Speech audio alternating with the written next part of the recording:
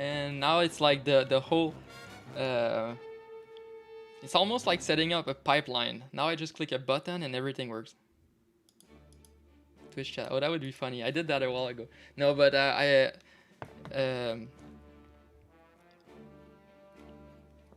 once you get used to it, this chat is gonna look. It's gonna be much better. Wait, when did I do that? And what was the?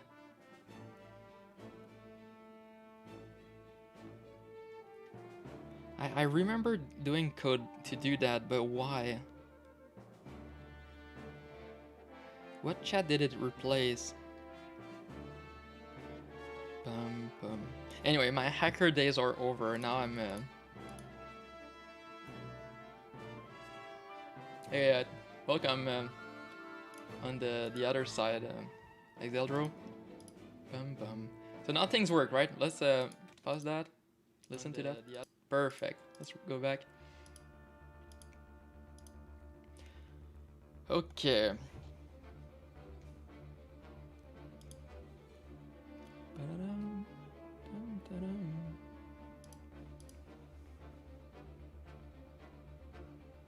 Tomorrow I'll try with a higher bitrate just to see if my internet can handle it. Though I don't know if Glimesh likes higher bitrate. Like they have a cap to 6,000, but let's say I do that. I think it makes some viewers with lower internet not be as happy.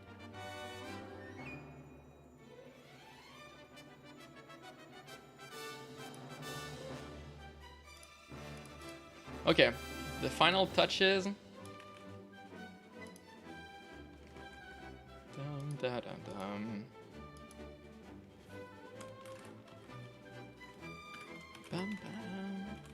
I don't know why people hate the Glimesh name. I kind of like it. Right now it's at 4,000. But usually I stream at 5,000.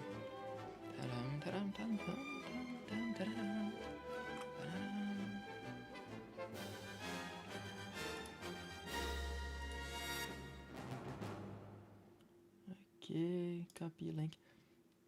Am I crazy, or sometimes when you copy links, not only on Windows but even on Mac or Linux, sometimes the copy action doesn't happen, so you still have the old thing in the clipboard.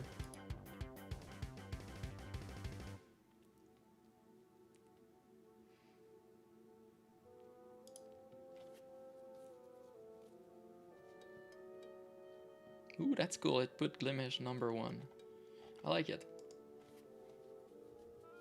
Yeah, why? Like, it's not like I can't press Ctrl-C. I do that all the time. It's almost my day job just to press Ctrl-C on a bunch of stuff. Anyways, back to the main program. I'll have to start this. This is a great extension. If we can make this work on FTL...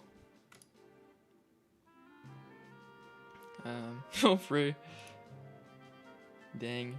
Anyways, yeah.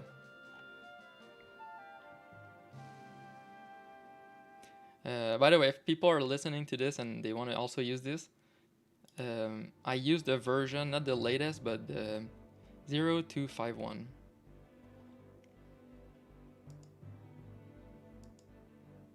Copy paste, yeah. All right. Hey, Pixel, are you streaming or are you still here? Let's go check.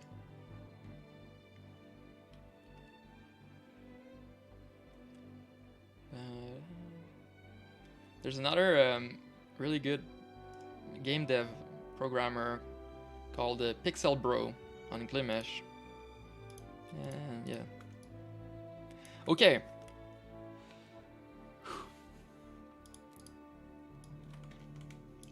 So yesterday I started implementing something, some snap to grid thing. So I'm coding right now a map editor, trying to get the basic functionality.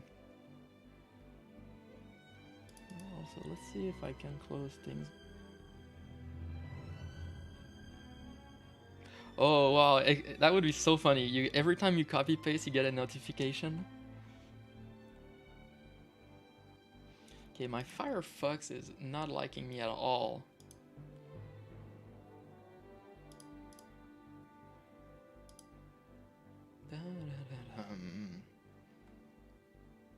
Okay, let's close a bunch of tabs. There's so many things I want to read.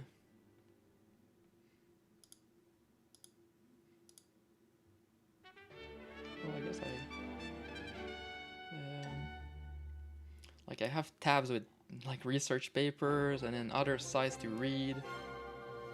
Like there's this thing called like bit crunching that I'm about to read but not yet. Bit crunching optimization. Yeah, there's just so many tabs.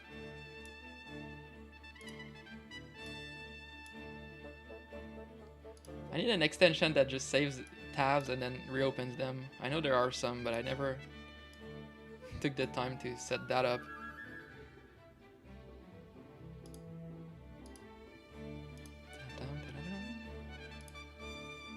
Okay, a bunch of things.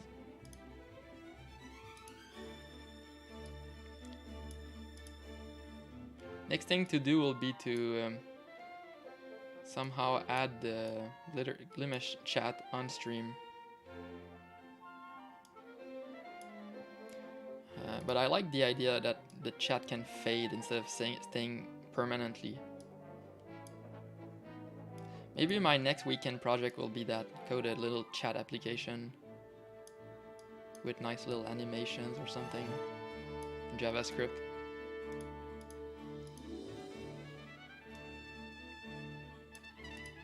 Okay, so yesterday I started coding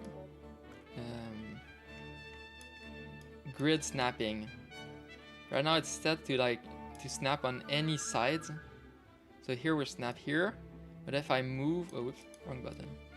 If I move, then it snaps on the other side of the grid. And then if I keep going, then it'll snap me here. And then if I keep going, it will snap here.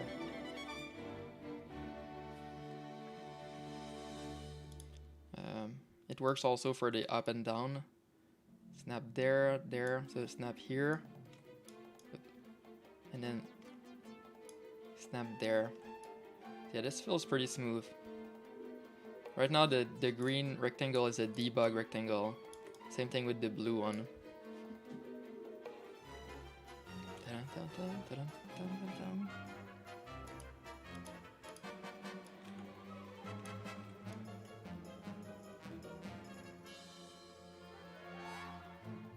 Okay, so how did I break my undo redo? Let's fix that before I get too much into the grid.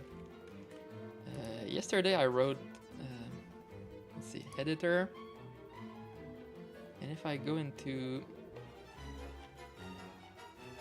copy, move, this right here, if we don't save move, it means we never end up here. Let's put a breakpoint just to confirm that this is the case. This happens when I apply an edit. So moving is an edit, resizing is an edit.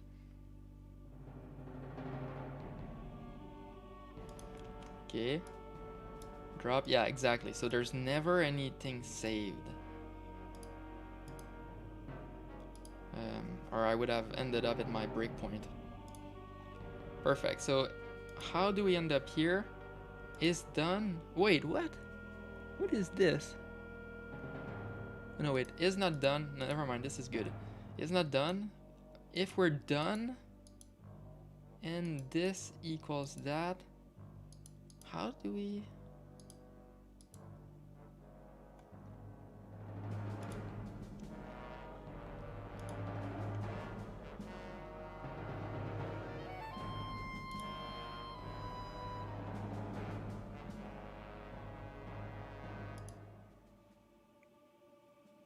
Let's put a little breakpoint here.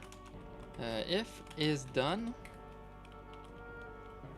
I don't know, we'll do a console log just to get my breakpoint in where it was put your breakpoint on there. I could do a conditional, but I heard they're slow, so I'm just gonna do it like this. Conditional breakpoints.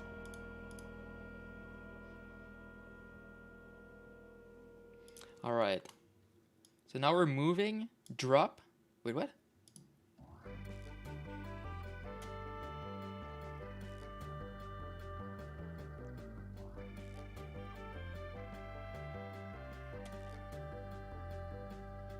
I know it works. How do I know it works? Okay, well, I'll put it here then. But now it's gonna... It should trigger when I'm moving. Yeah. This is false. So I broke it, not here, but elsewhere. This is never true. Okay, well, that's not as bad of a bug as I expected then. So how are we never true? Edit done. This is false.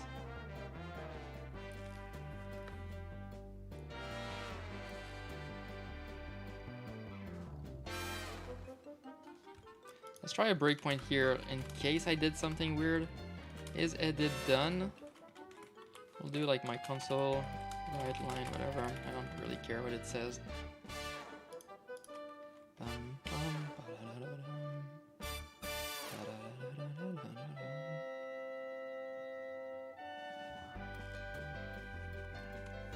Move it, drop.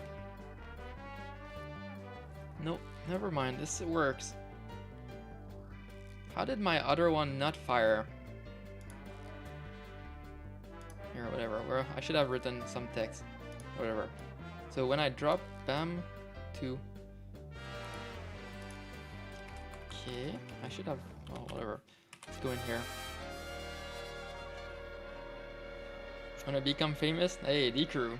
Welcome to the dark side. Other part of the condition. So this can become true. So you're saying the other part is false.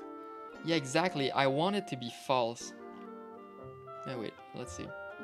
Here, this part you're saying is false.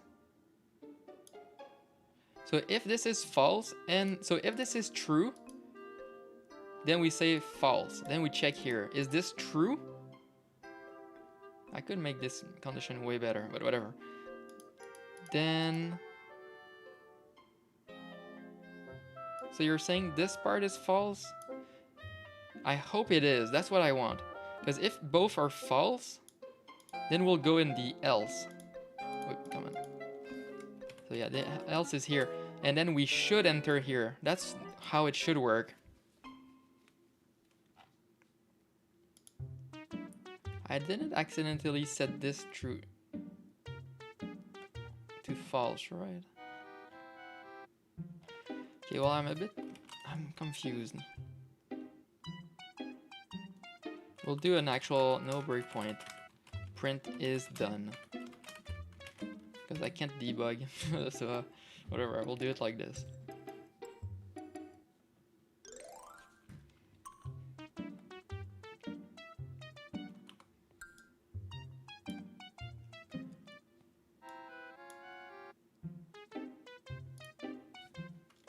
Part of the condition is false. Hey, welcome to business. How are you doing?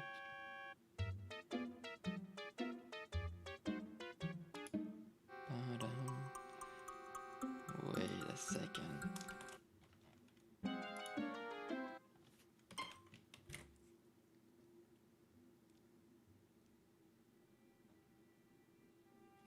Okay, let's do that. I should have put some text. What am I doing? Map editor? Okay, since that there's a bunch of new people, let's undo everything I'm doing.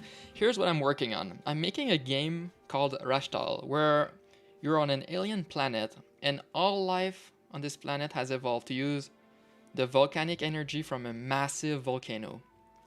For example, the trees have free-flowing lava right inside of them. And in different areas, the lava is bursting out. Bam. Your goal in this game is to control a little creature, run on top of the trees, and try your best not to get exploded by the lava. This is a puzzle rhythm game. What is Rashtal? great philosophical question. I wish I knew. Just kidding. Yeah, so it's a sort of puzzle. I hired someone. I couldn't draw this in my lifetime, even if I tried. Well, maybe, I don't know. Not with that attitude, right? But right now I don't have those skills.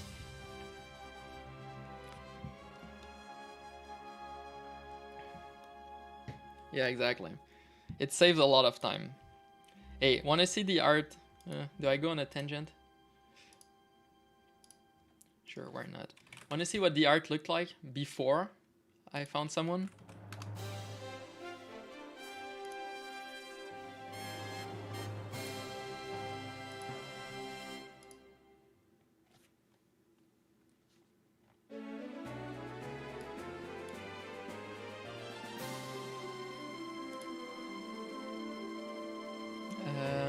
Man, I need to read my notification, rip.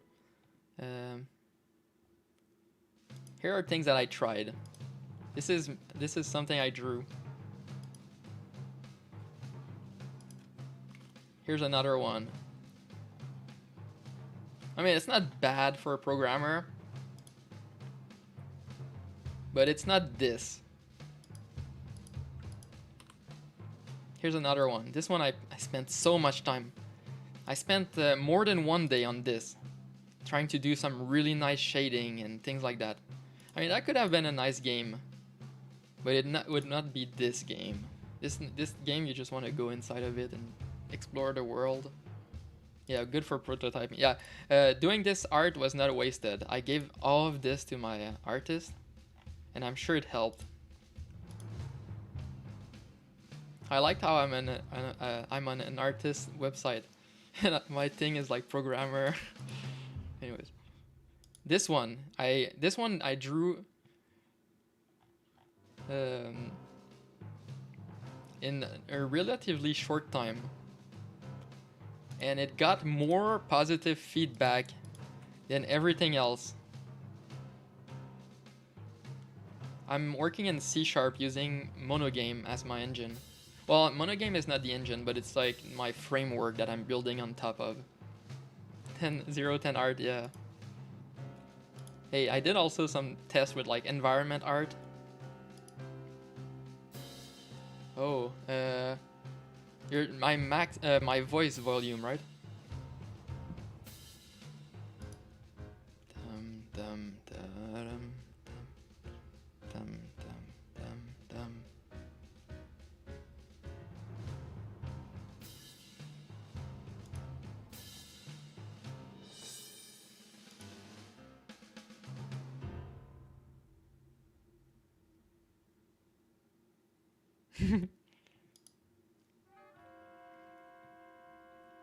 Hey, I got some likes. Ooh.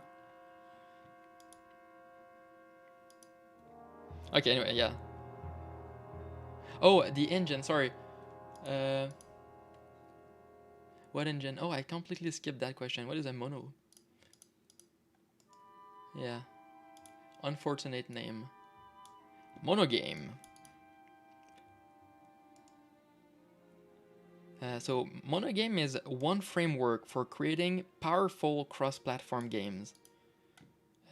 So you can use the C# language and then publish on sites like on platforms like iOS, Android, Mac, Linux, Windows, PS4.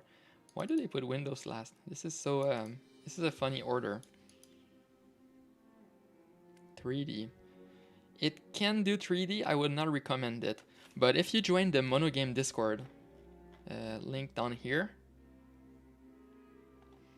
you will see people that are creating amazing 3D games. But they are crazy.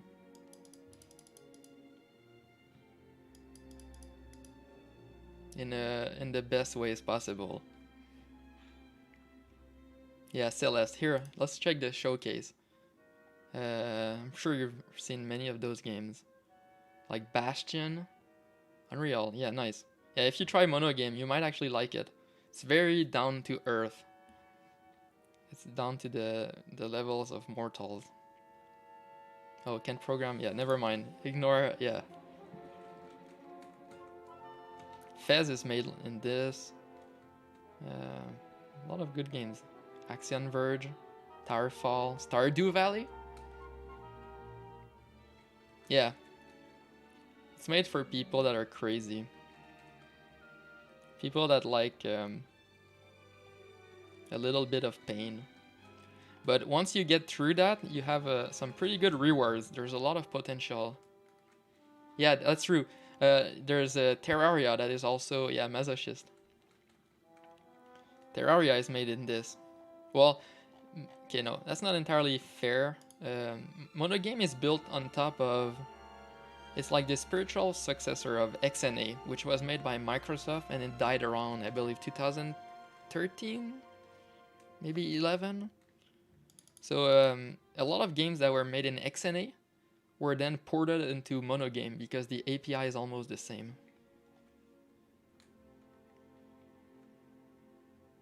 Project AGO, exactly.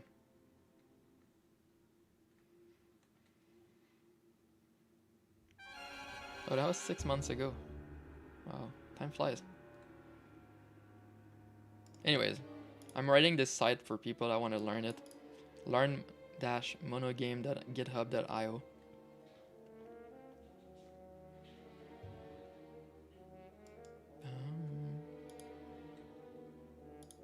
I think I had one more. Oh yeah, this environment art. Not too bad. You see, it's really low amount of work for some pretty interesting stuff. Anyways. Here, I'll play a bunch of... Yeah, environmental art. Me too. Do you like also concept art? Level designer, nice.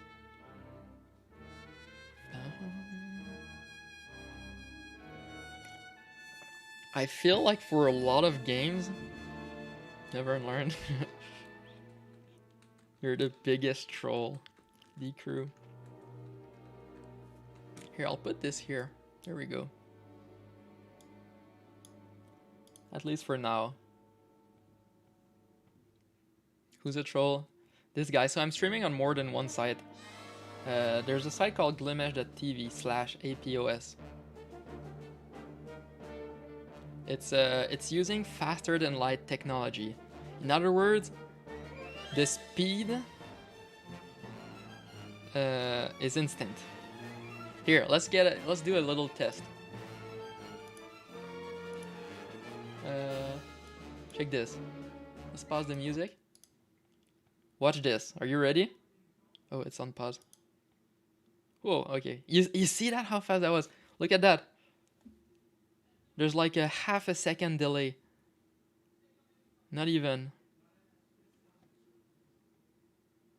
Oh, the CSS, right. But the problem, Pixel Bro, is that I want the chat to disappear. And we're gone far. Look at that. I want it to fade out. I should have put that somewhere else, right?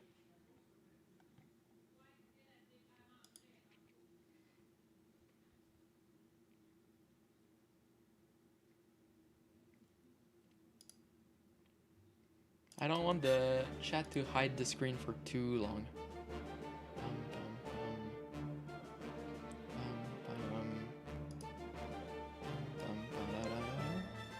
Okay, was I about to show you my demo? I guess I can.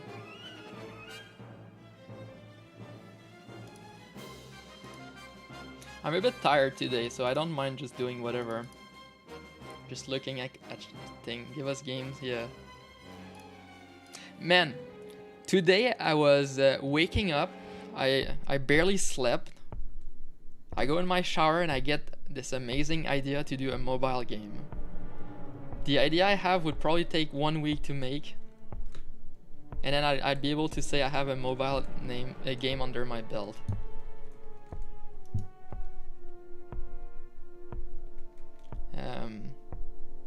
And the game would actually be fun, I think. Like $1 million idea.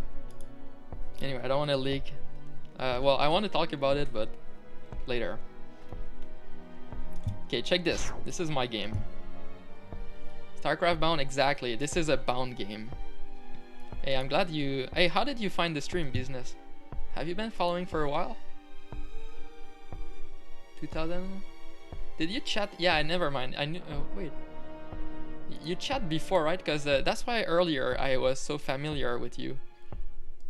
And then you asked like what I was doing.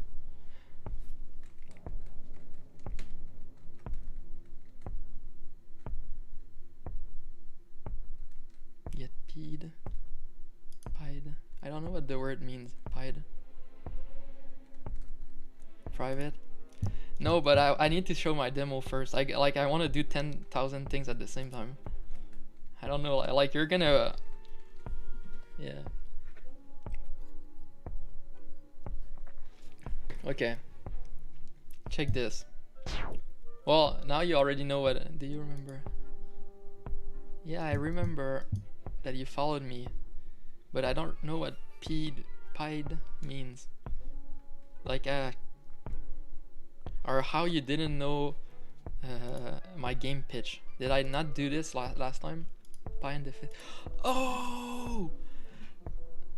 Dang, that's so fun. Yeah, never mind. Now I understand everything. What you know about StarCraft. Yeah, you're Excalibur's roommate. Oh. Hey, that was such a great stream, by the way. Yeah. We got a lot of content for our money. Yeah, we're like longtime friends. Just kidding, but we go on the same forums. Yeah, he was like spamming. My roommate is gonna get pied. Where did you find me? A private, very exclusive Discord server.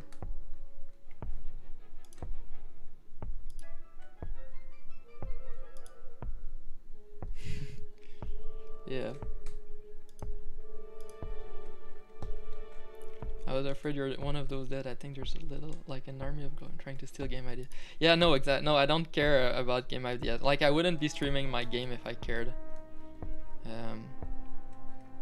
I've been streaming for since 2014, and no one actually copied my code yet. Even though I said like $1,000 million ideas, maybe even more than that. 10,000.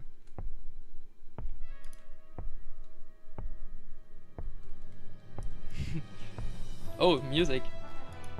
Okay, I'll do this in 2 minutes. But you need to find notes.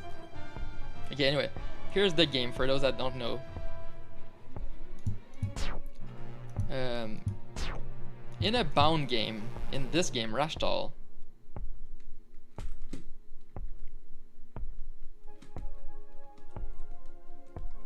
yeah, exactly. You only die on the first frame. In other words, you're able to jump into explosions. Bam, bam, bam. So if you're not on the first frame in the explosion, you're safe. From there, you're able to create levels with patterns. And then the goal is to figure out the safe spots. Oh shit. This is easy because there's permanent safe spots. By the way, if you wanted me to flex my skills, you're able to, if you have good skills like me, you don't even need those permanent safe spots. Ah, shit. Check that. Ah, come on. I'm about to rage quit. Wait 1 sec. Okay. There we go. I forgot where I'm supposed to go. There we go. Whoa, I'm too good. No need for safe spots here. Okay, from there you're able to... from there you have levels like this where there's no obvious safe spots. You have to start dodging. Yep. We call that a turn back, by the way. Oh, never mind. Run back is okay. And then, yeah, like that. You have to start moving to beat levels. Here's another level where not only do you have to dodge, you have to backtrack. By the way, this map is not for beginners, but it's a good map to show game features. Here's a level that's rather boring, but it shows how you could make complex patterns that people would have to memorize. Though this level sucks because you can actually you can actually run it. I'll use the shortcut. I forgot though how it works. Oh no. Sorry, I haven't used the shortcut in months. Here we go. Yeah, great level. Yeah, show some respect. Actually, that's not even true. I have some beta testers that are better.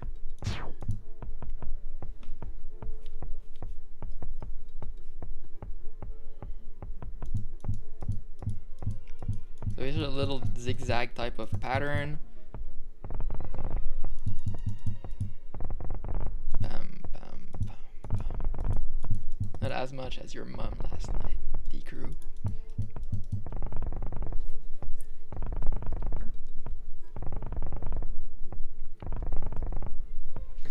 It's 4 years of dev, sort of. I wasn't always full-time, and I also stopped for 1 year while I had a full-time job. Well, not completely stopped, but the development stalled by also, I'm making the engine from scratch using Monogame, and I rewrote the engine more than once. Also, when I started development, there was a lot of algorithms I didn't know about. For example, or data structures. Let's lower the sound a bit. For example, I didn't know about quad trees.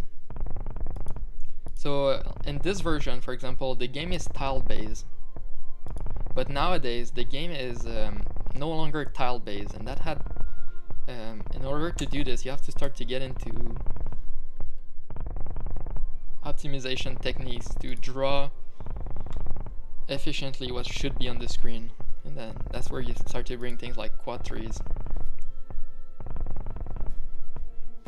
Anyway, quad trees are ways to figure out, I'm sure you know it, but what should be on the screen and efficiently query.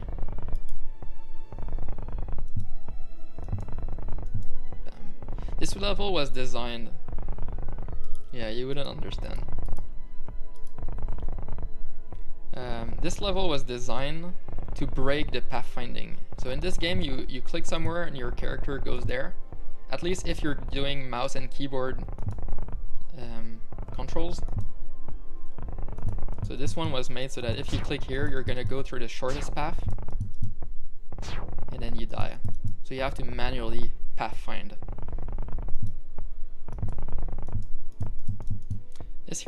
This level here is the first big boss level that I made.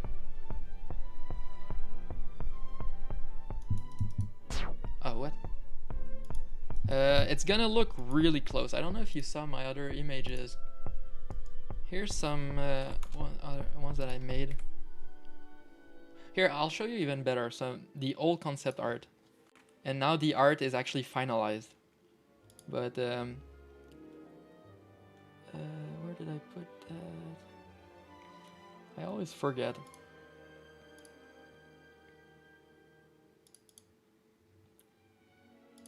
For example, this is actual in-game art.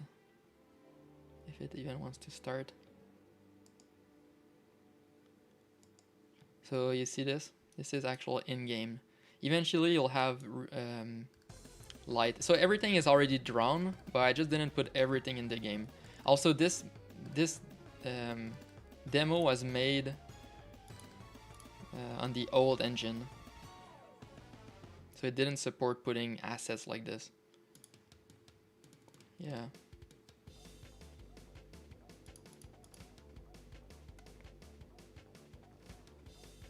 Hey, glad you did. You're my favorite, what is it? Tarkov streamer.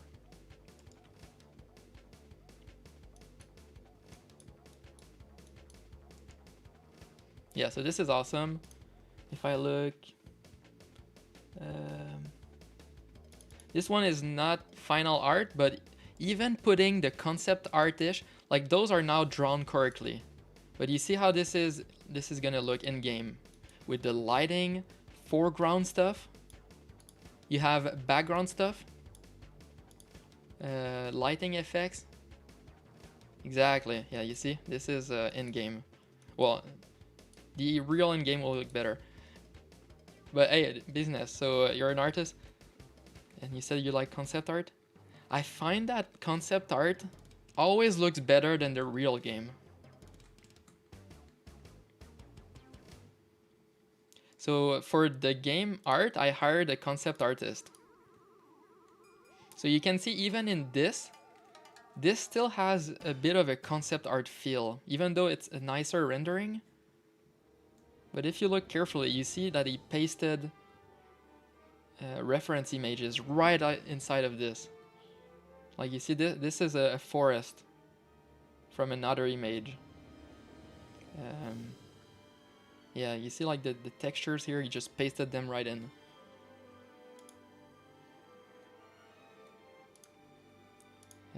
Yeah. But he's still really good at rendering, even though he was concept art. Here's an example. Character goes under something background. Bound. It's just bound. Here, I'll write it. Bound.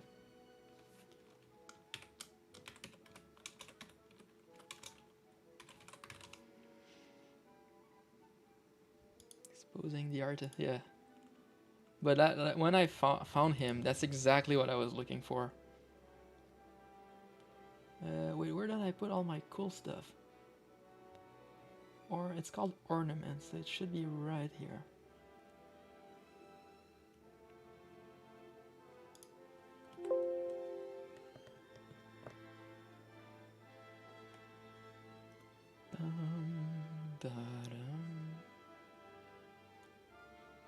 I guess I put it in a different... Yeah, my things are not organized. I need to redo that.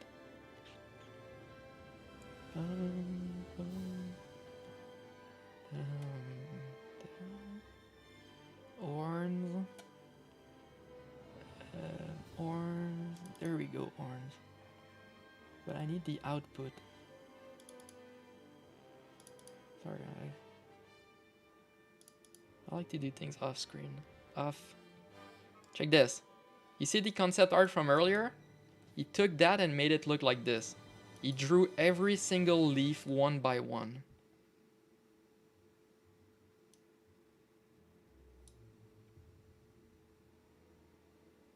Yeah. But you can still see like there's still a bit of roughness. It's not all clean. It's very concept arty.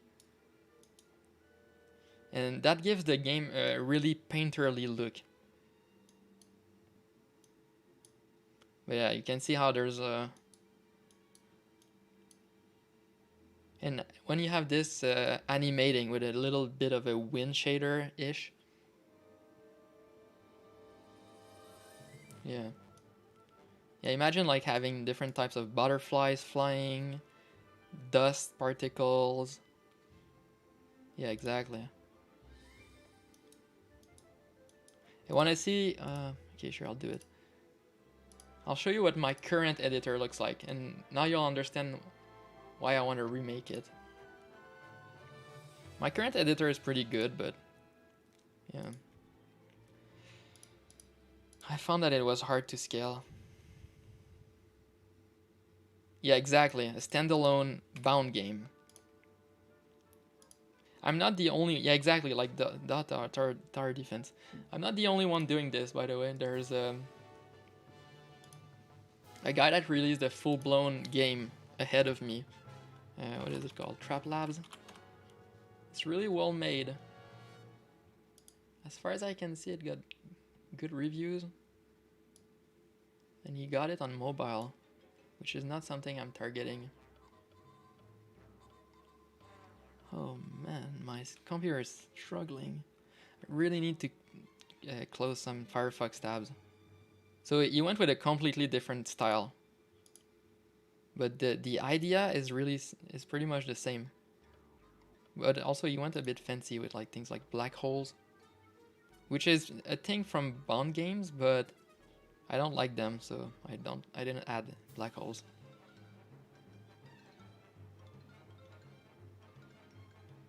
Really good game though, I got it.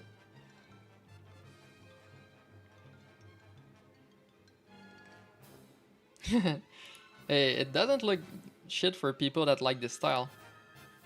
And also the execution is pretty good. But there's something that he does that I'm completely against.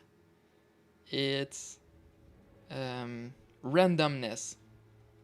If you show a pattern and then you add randomness, that I'm absolutely against.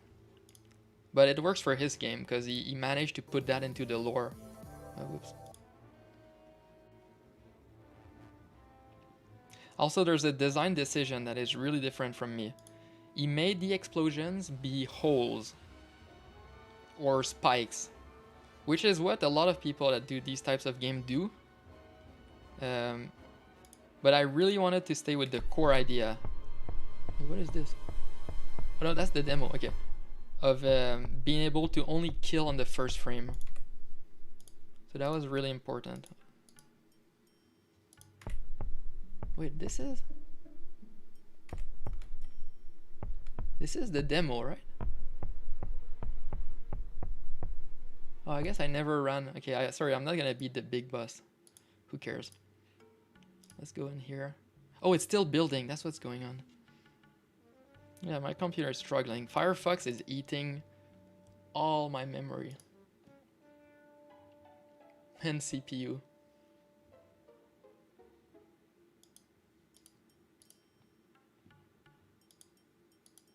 Hey, he published a game and wrote a really nice postmortem.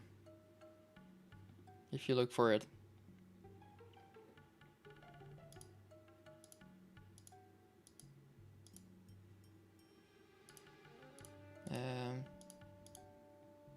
Dang.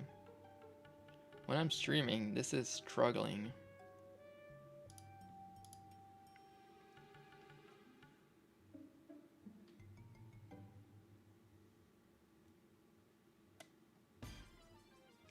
Sorry, I'm missing a lot of chats. Oh yeah, I forgot about the music. Yeah, exactly. The editor needs to be shipped with the game. It cannot be complete without that. I don't know if I'll use the editor in my marketing, but it has to be there at least. And it adds a lot of value, but when I release the game will be complete with a lot of levels, hopefully a story, things like that. Okay, this is the current version. This is how the game looks right now. Obviously there's no like shadows. Well, there's a bit of shadows under the plants, but not everywhere. Like this. This is way better. The other build has better levels. This one sucks. I could make it better, but I'm too lazy for now. Anyway, here's the editor, how it looks like. File formats are... Yep, different. New file format. The old editor used to be a tile-based game. So every level would be its little grid, where I would say which tile is where. If there's a tile on off. This one is completely freeform. There's no more tiles, even though it looks like tiles. This was a design decision we did with my artist to embed the tile into the art. But it's not a tile-based game. Yeah, so this is how the current editor looks like. You have different puzzle pieces that you're able to plug into each other's. I don't have all the art yet because I want to finish doing all the good map editor features, but yeah. So I'm able to just go in here, plug things. This is the part that is not complete. Then I can put the art. So you see how I can freeform place it? At least that's how it is right now, but... Here, let's do it like this. I never do that.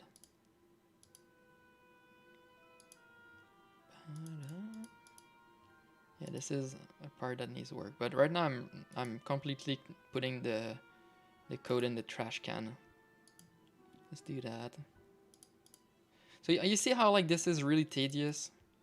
Clicking on things. I could put hotkeys, but it wouldn't fix the editor.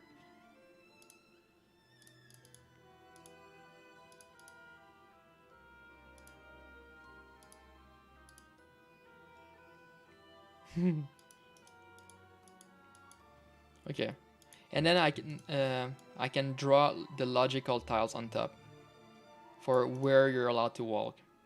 Also, let's create a level in here. You see how like I had to go through a bunch of steps?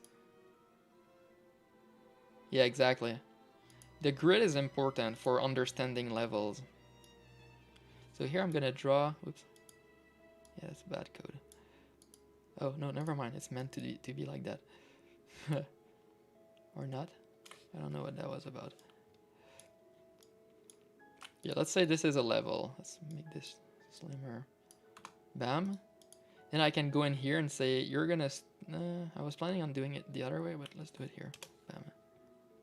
Now I can go in here and start running on top.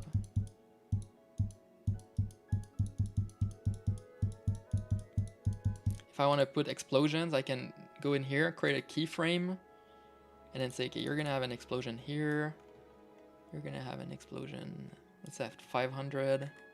This whole line maybe, or that. Let's say another one here. And the loop time will be, I don't know, 112. Oops, not that.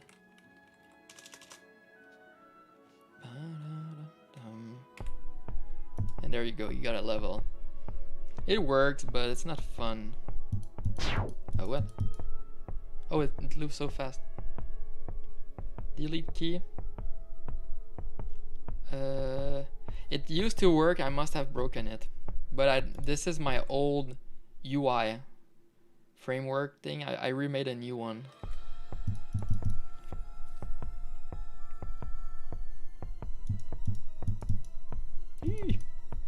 Anyways, yeah, this is the current editor. It works, but I want something that feels smooth. You can get your ideas down really fast, and I think adding the art should be secondary.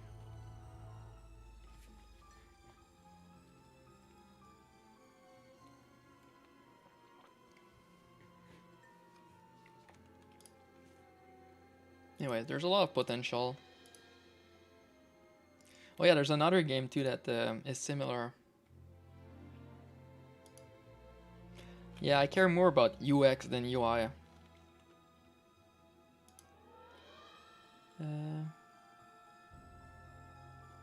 There's someone else that also made a game a bit like this.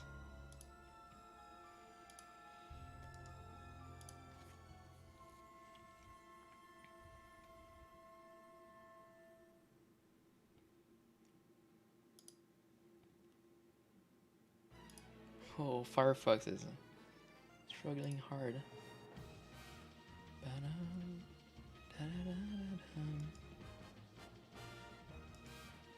Oh, I didn't know it was on Steam. Boombound. Store.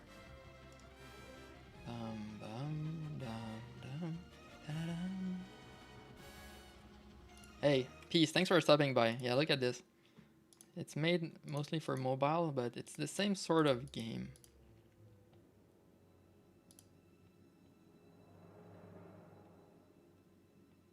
Oh, is that for the map editor? No, it's the actual game.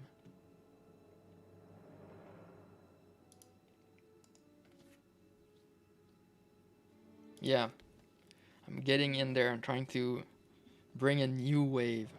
Do you watch One Piece? I'm the Pirate King, and I say, my treasure, you're gonna find it at that place.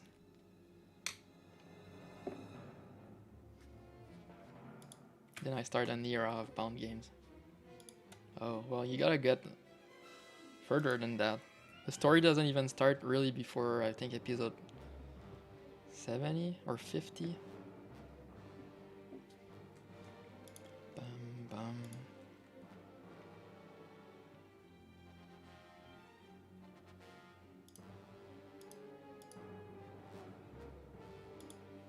Alright, did you know that in the manga they managed to go over 1,000 chapters? It happened recently. You'd think that at 1,000 you would run out of ideas, but it just keeps getting better.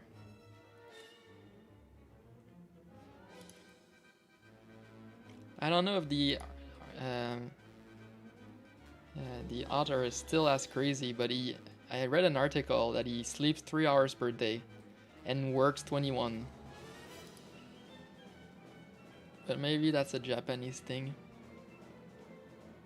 And like he spends a bunch of hours staring at a white wall.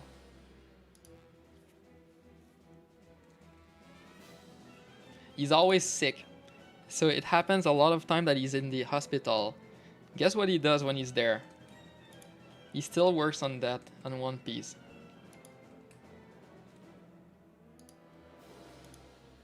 Yeah, exactly. But he's making the best possible. I think it's one of the best stories that there is. So somehow he's able to pull it off. It just gets better and better.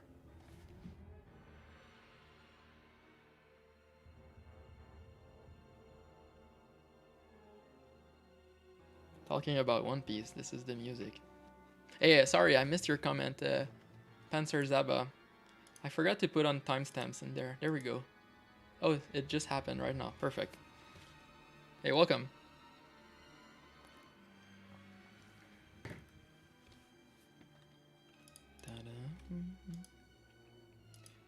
Okay, I was debugging this, wasn't not?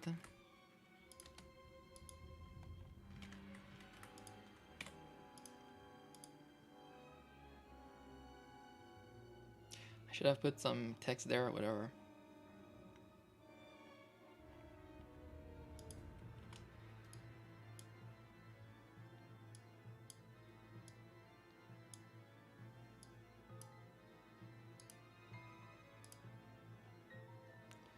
Okay. Polish is Panzered Frog. Ooh.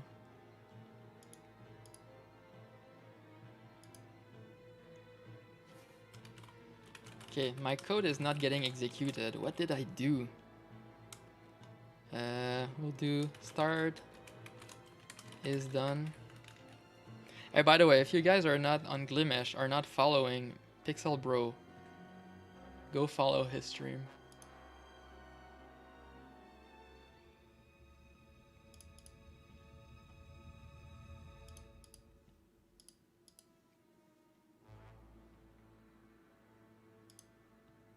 Like, he managed to make Unity look like it's fun.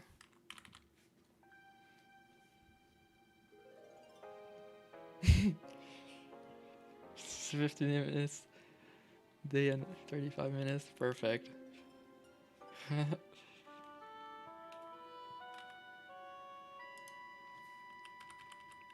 Fucking music. I'm gonna take a 1 minute, 2 minute break and then I'll do it. But first I need to run this. What game am I making? I'm making a game called Rashtal. It looks like this. If you stick around, I'll explain it again later. Otherwise, go on my YouTube and look at my trailer. You'll see the gameplay. The game looks way better nowadays, but yeah. Wait, sorry. Why did I minimize that? False. Oh, we always end up in here. True. Start true. So this is not... So when we're done, this becomes null?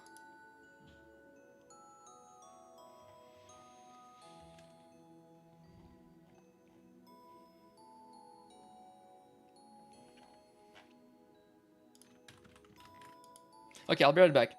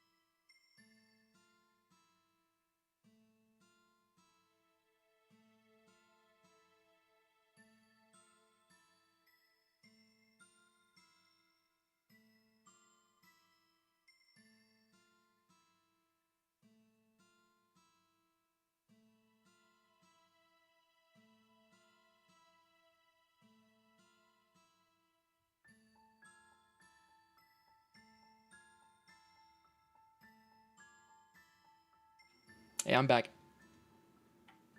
Dum, dum, da, dum. Okay, bit of piano. What notes did you give me earlier? Let me check.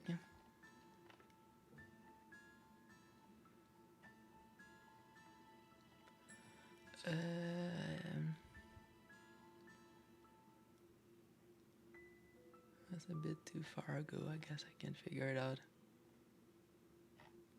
Or did he put it on the other?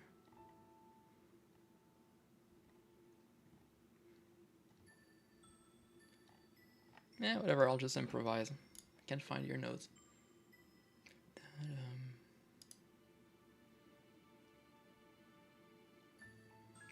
Dum, da, dum.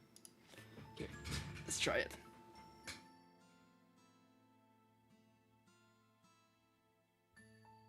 How did I scare you?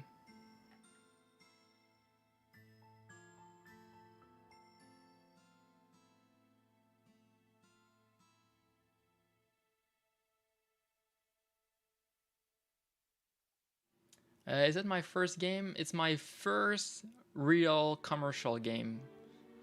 I've made other things like game jams and other projects. Or am I a full stack? Pretty much, yeah. Full stack indie. I can do everything.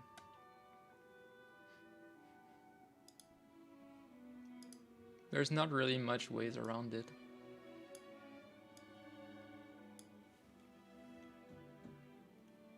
Why did my piano not connect?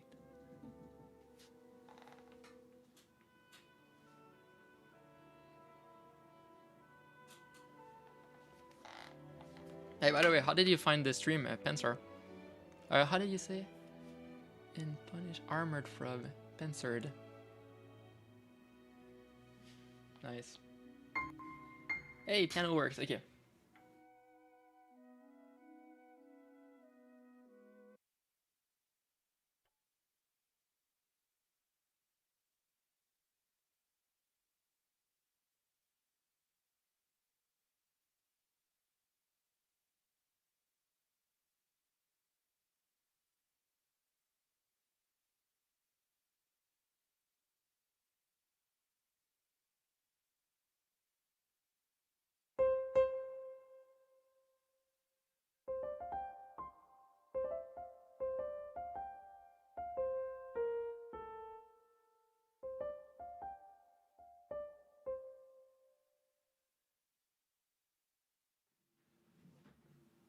Okay, what do I do with this?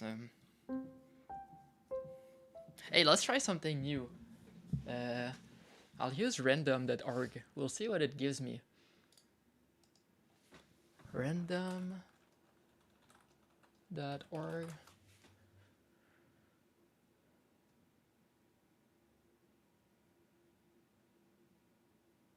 Yeah, sure, whatever.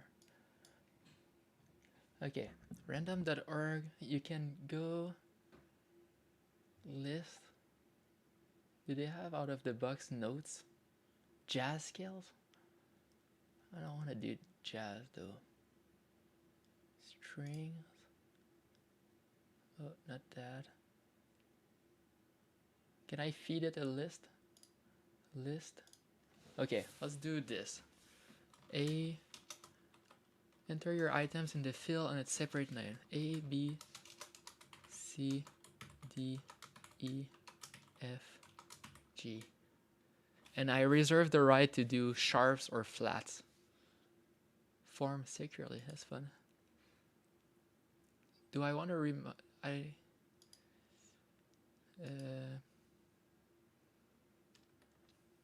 here, let's do something. For a note to be valid, it will require a number in front of it. So let's do 1, 1, 2, 2, 3, 3, 4. Oh no, not 4. Let's do a bias, like 3, 2 a bunch. 3 is a bit less maybe. Let's try this. Maybe 1 again. Randomize. I should have copy pasted that. Okay, so now I'm gonna take this, put that into a little notepad. Get rid of all the nodes that are not valid according to my specifications. Oops. So, oops. This is invalid because it doesn't have a number. 2G3. Do I keep the 3 or the 1? We'll keep the first one. 2, 1, 2. You're gone. A, D, F. I guess we'll get rid of all of those. They're invalid. That gives G, B, A. G twice. Okay.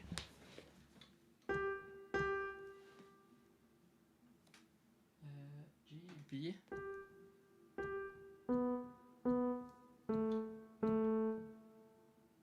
Okay.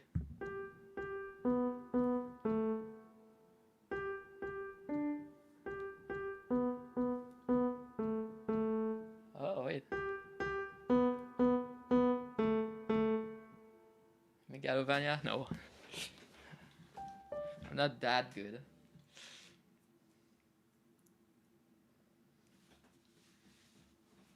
Okay. Don't need that anymore.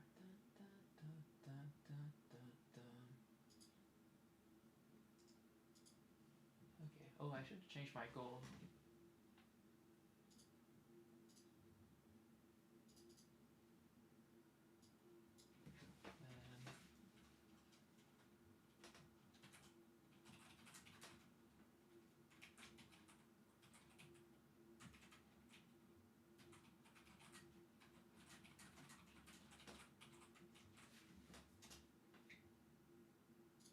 Yeah, that went surprisingly well, right?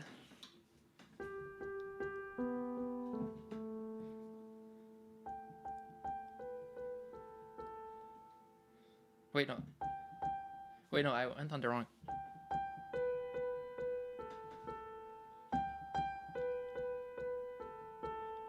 How do we do this?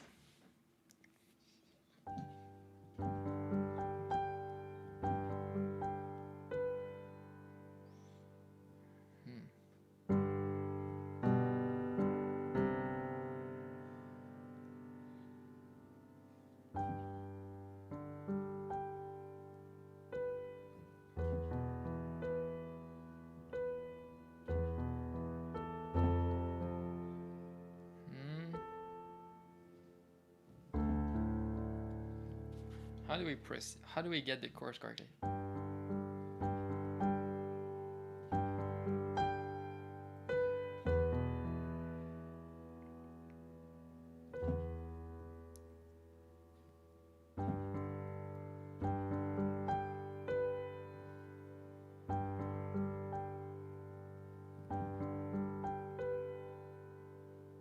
No, I'm just improvising because someone redeemed improv on Twitch.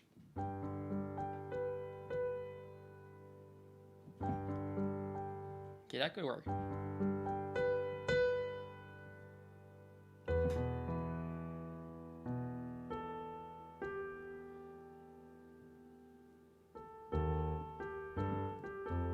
I don't want that chord though, but this is a good start.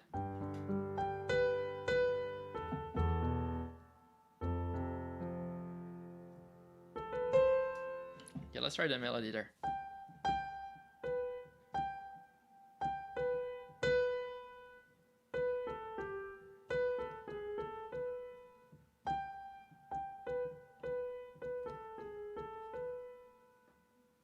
Maybe.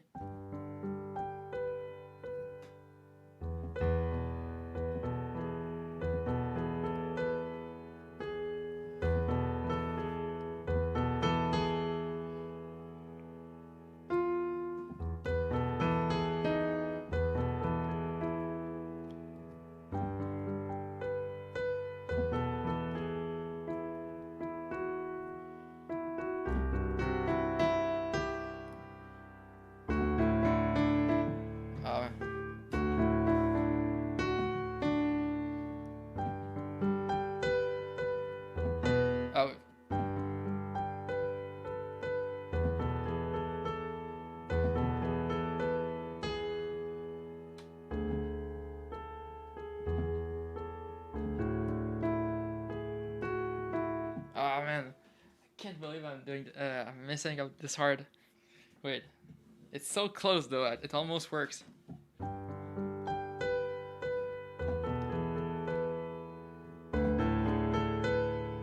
But it feels like the piano sounds wrong. Wait, I'll restart.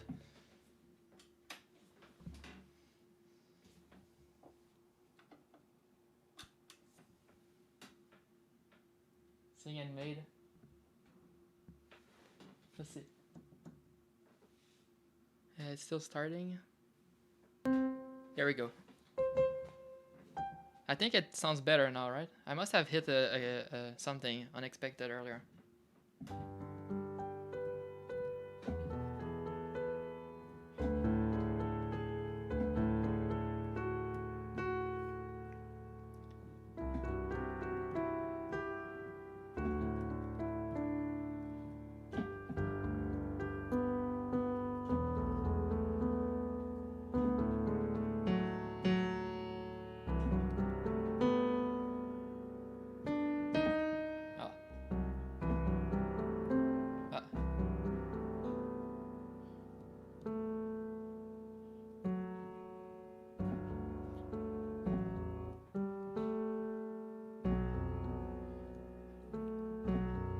Okay, I'll try not to go that low though.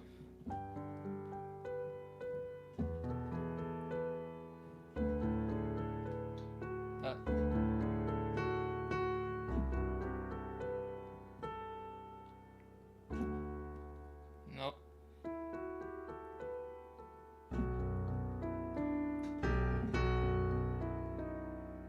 Oh, I like that, okay.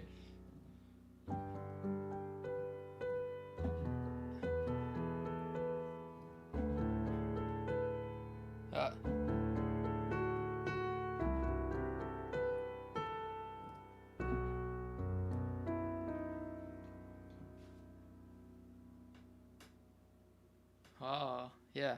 Okay, this could be... I think this is the best one I've done so far on stream.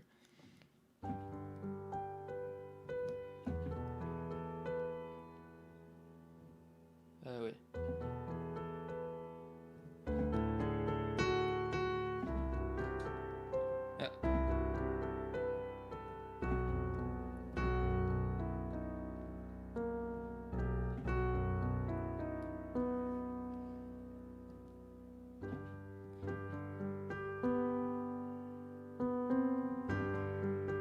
I'm not used to playing in these types of chords. Wait, I'll make this a bit higher so I don't break my back. There we go. So.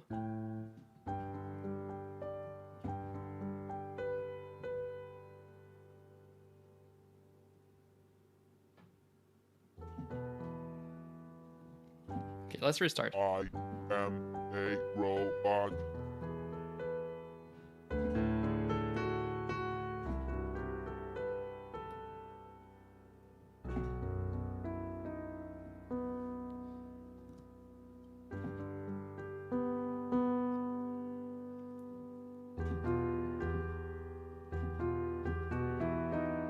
Oh, wait.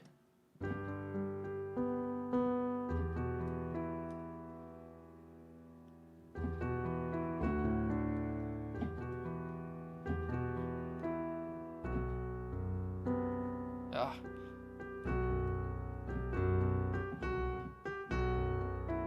Ah, I'm so close. Okay, restart from scratch, but I think I got it.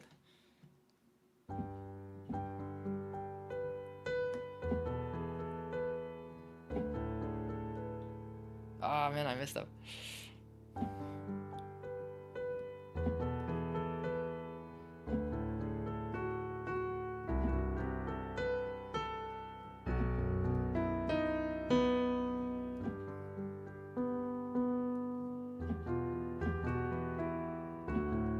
Oh, no. Oh, wait.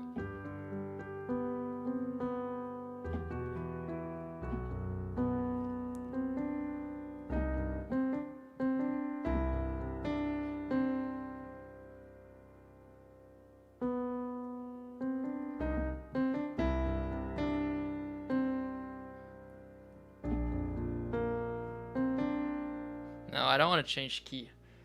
Okay.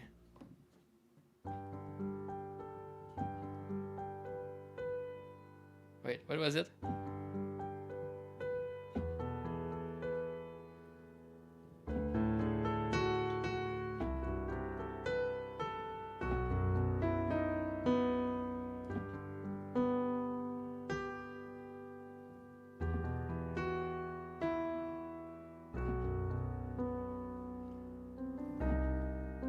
Ah, no.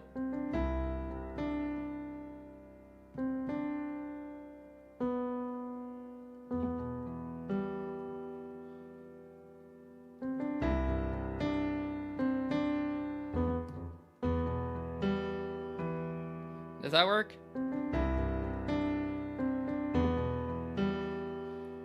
Maybe it's not quite the right chord, but it kind of works if I make it work.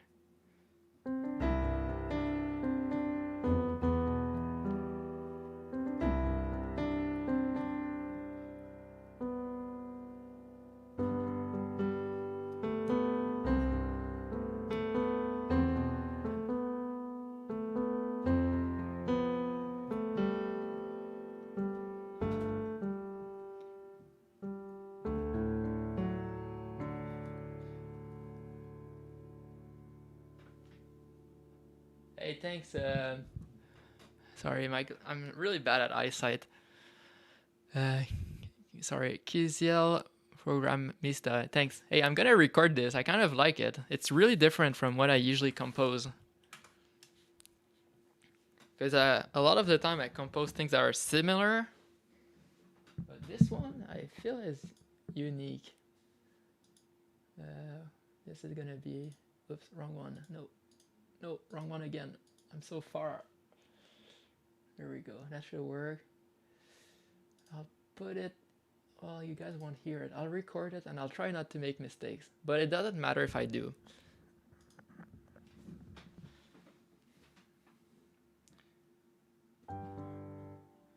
Oh man, I already missed it. Man, okay. It's always harder when you're trying to record something.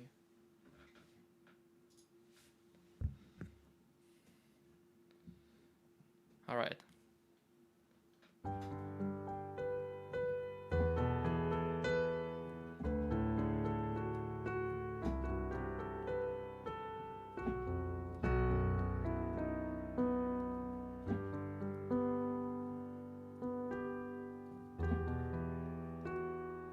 Okay, wait.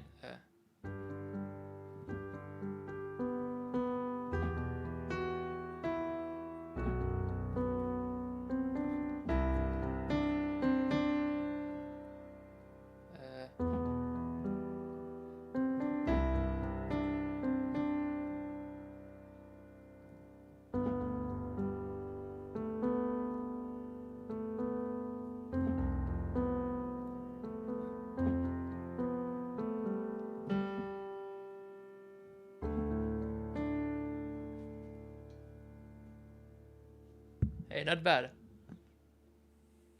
Let's try again, but better. Oh, man. Man, I forgot.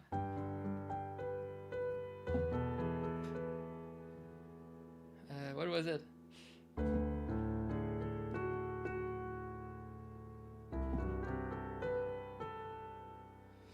Oh, man. It's getting harder and harder. I'll at least export this so I don't lose this idea. Export.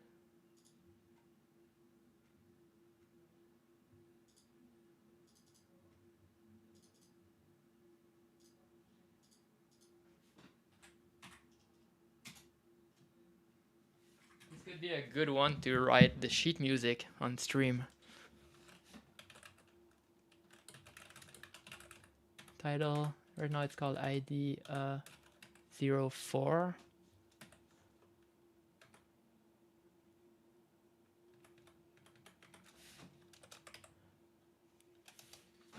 And I know there's a comment, but I want to export this. You making a soundtrack? Not really. This was just out of a chat request by my biggest troll viewer. Hey, welcome, by the way, Kanpei GP. Welcome. You're in Japan? Nice. Man, every time I always forget my Japanese when I hear there's a Japanese in chat. Man. Konnichiwa. I can't believe I forgot it. Dang. Okay, let's try this one more time.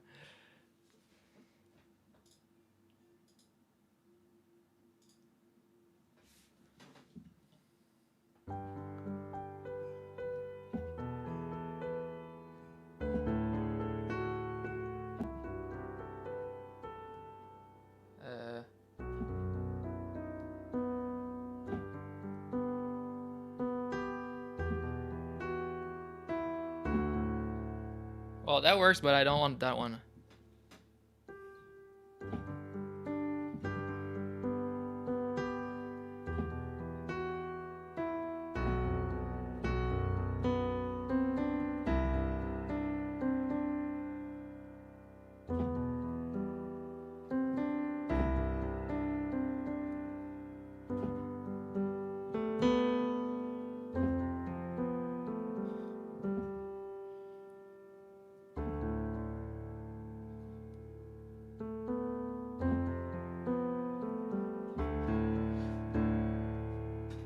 I think I just found my my new chords that I'll be experimenting with.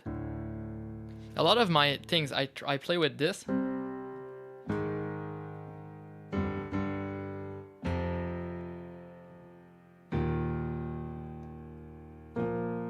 That's usually what I use.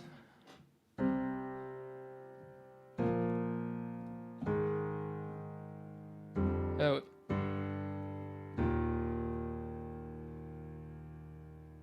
And sometimes this. So in other words, it does like.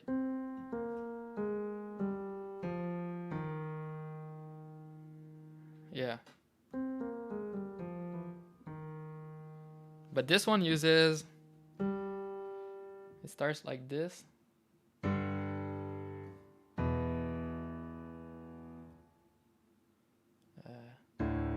It's hard because I'm so far away. Wait.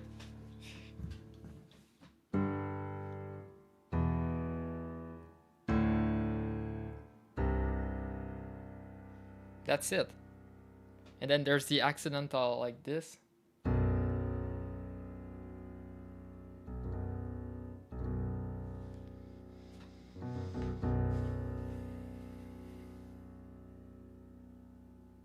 And also this one sometimes.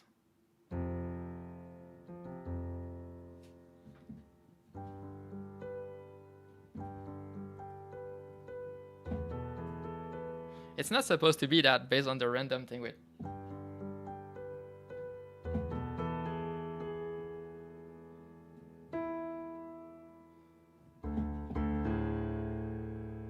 Wait, let's just do it again. Can I add that little A?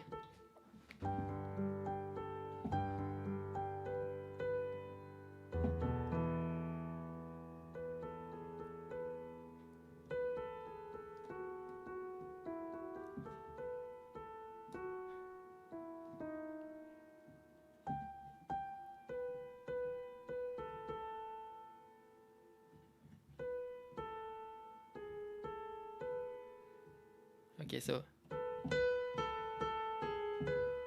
that could work.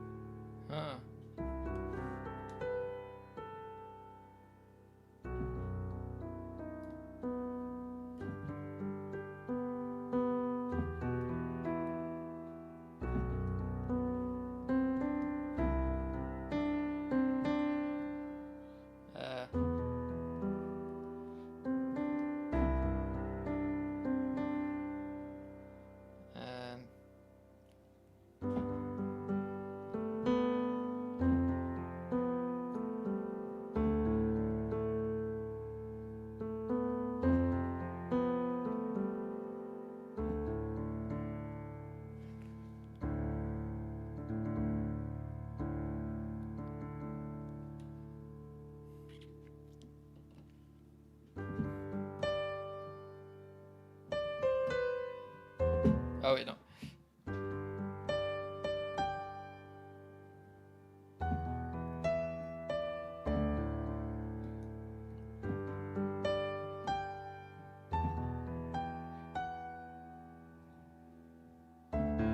No, that doesn't work. It needs to be like emotional. Dum dum.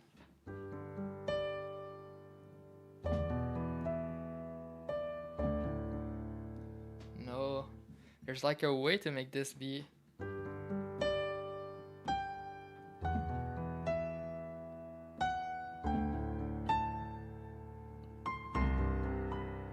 No, not quite.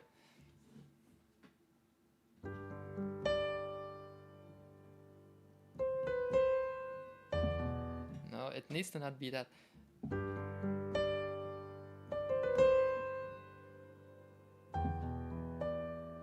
Good work.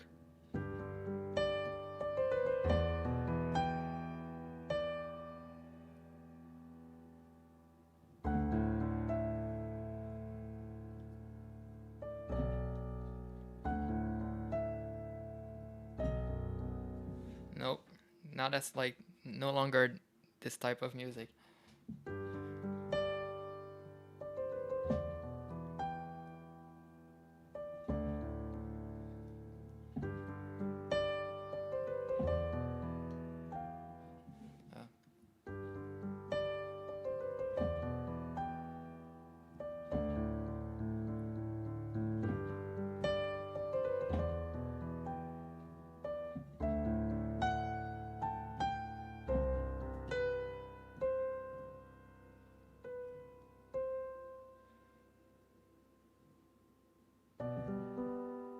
No. But that's almost there.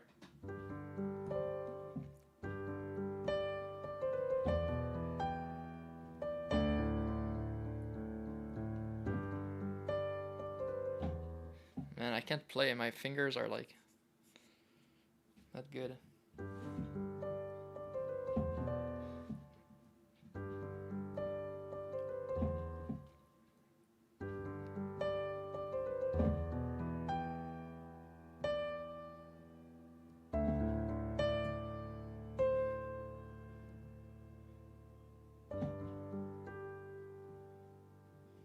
Maybe.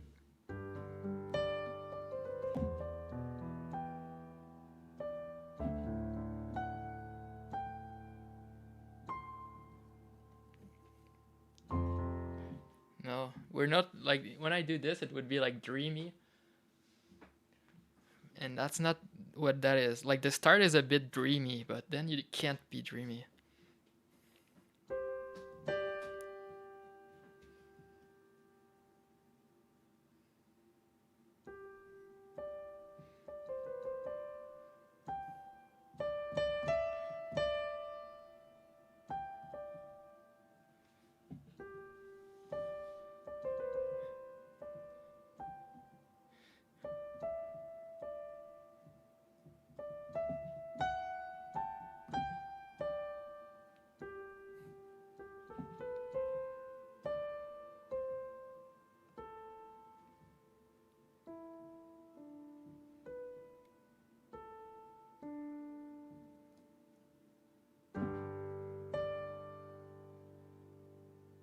Wait, what was it?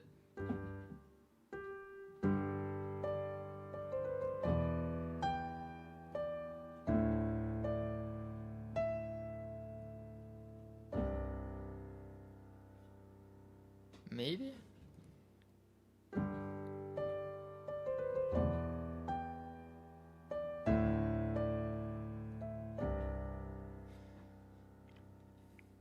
It's not the right chords for the notes, but it works.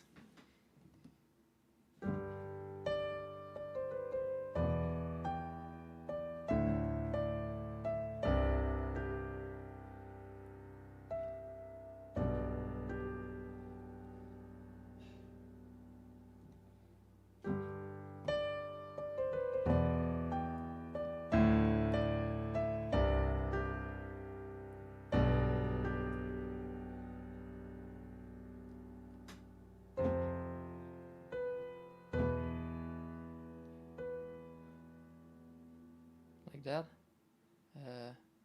I forgot the chord now.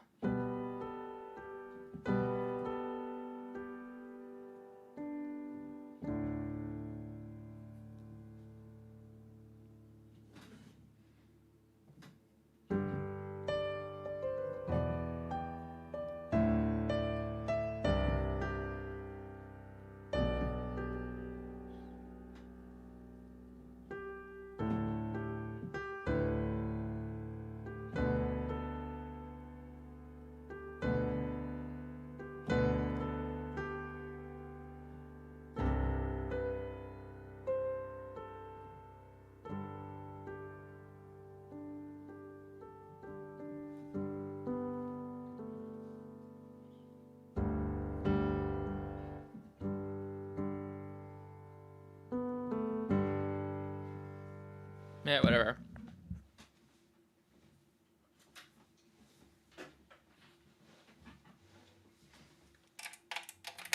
Too tired to figure it out.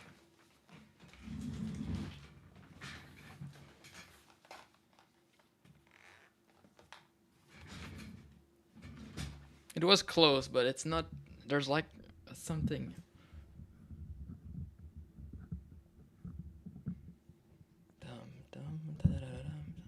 I wonder if that's even original. Did I hear that somewhere and then I just copied it?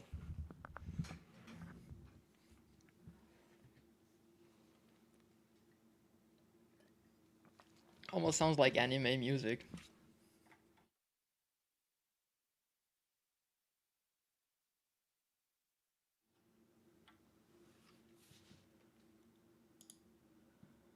Hey, thanks, D-Crew. Perfect.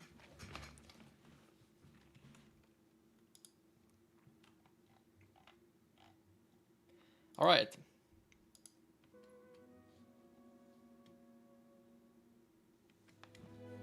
Okay. I thought the music was playing from behind me. Oh, did I accidentally change the music?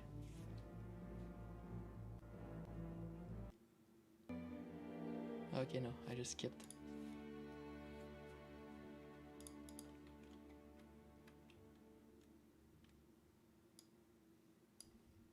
Okay, bug fixing time. Ta-da.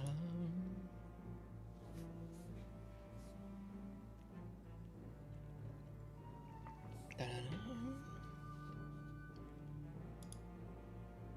Dum, ta-dum.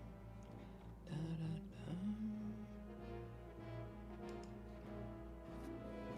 Dum, ta-dum.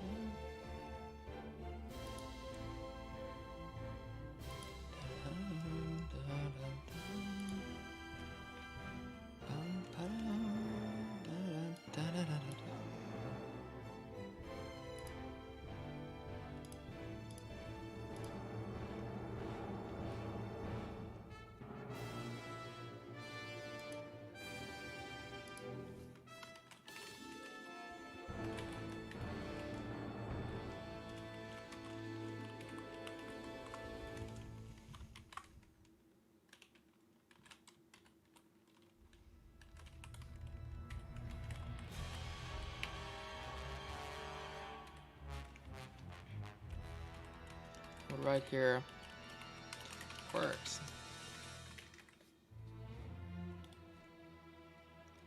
Okay.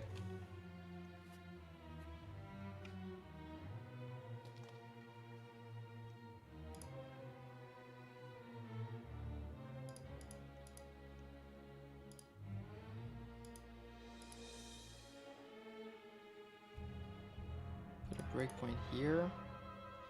I want to see why this is null, or if something else is wrong.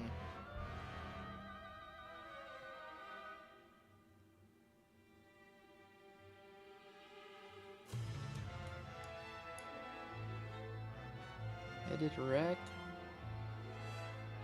It is not null. Whoa, okay, there, this is perfect. Now we can go in and see the algorithm. Where did I break things? How do we...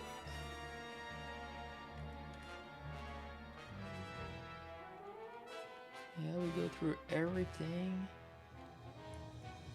Oh, I forgot that there's the UI there. So if we see the UI, then we know things are doing things. Things are working. So we don't go in here then. Wait, what is this? Never mind.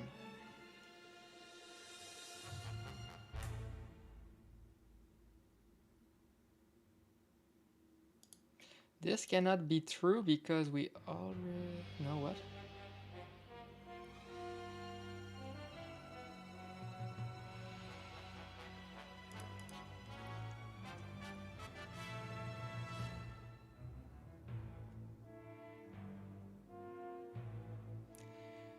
Wait, did I really do that?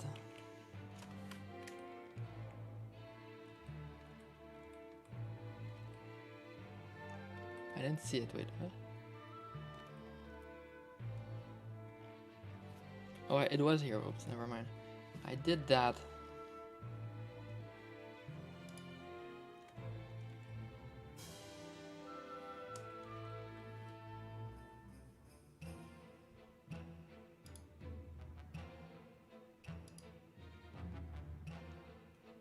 But that's at the start, is it not?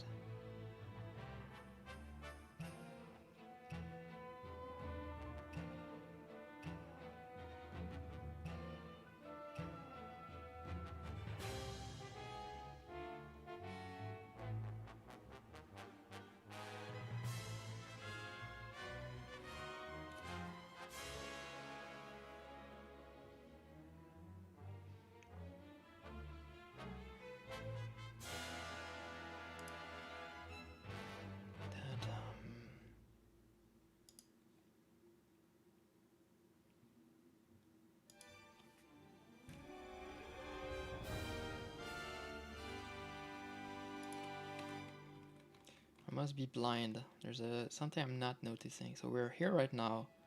This does not equal that.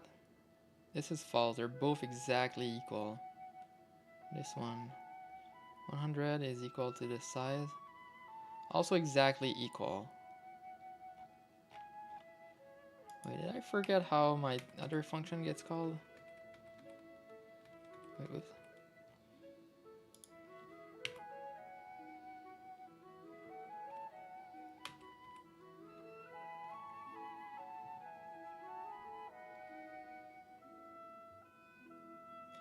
Apply selection.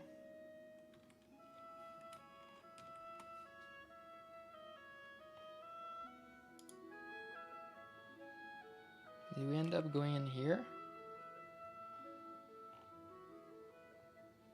But that happens after apply edit. And it also only happens if the selection is done.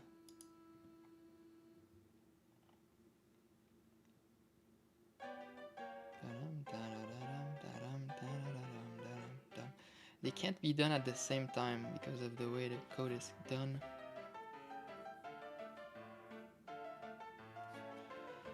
Okay, well, still have to do something about that.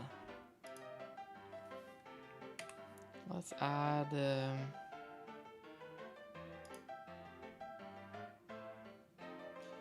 I want to add a breakpoint. Let's add a console. I could also go check my merge my commits to see what I changed, but it's more fun this way, checking it. Bum, ba-dum, bum. Bum, ba-da-da-da-da-dum.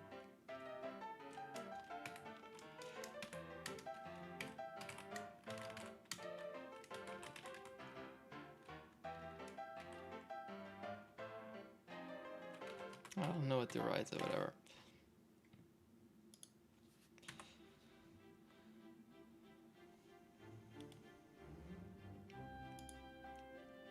It's nice that they now combine messages. I guess we can see it here, but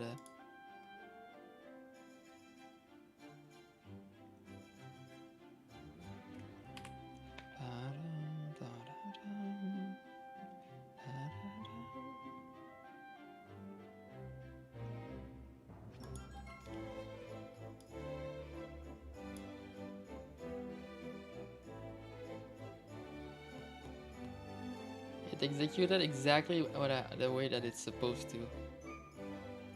So how is it possible that this has the exact same value as this? It got it from last loop.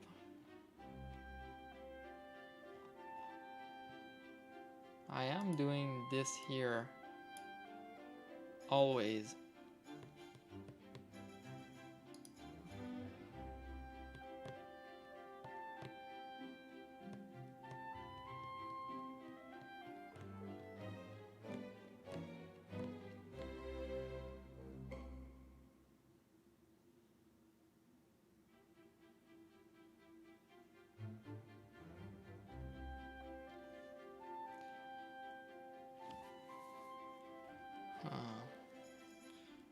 Getting an idea now how to fix this.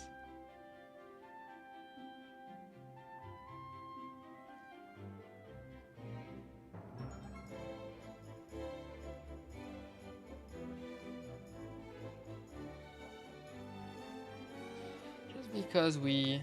Wait, why do I have to cast that?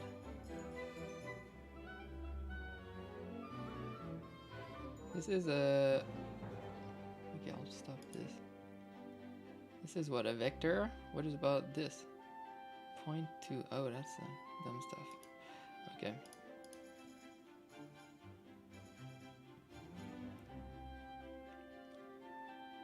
So this is indeed not getting executed. Does this mean that this block has to be not on here, but on the other, on this right here? Fine, I'll go cheat a bit. Go check my merge request.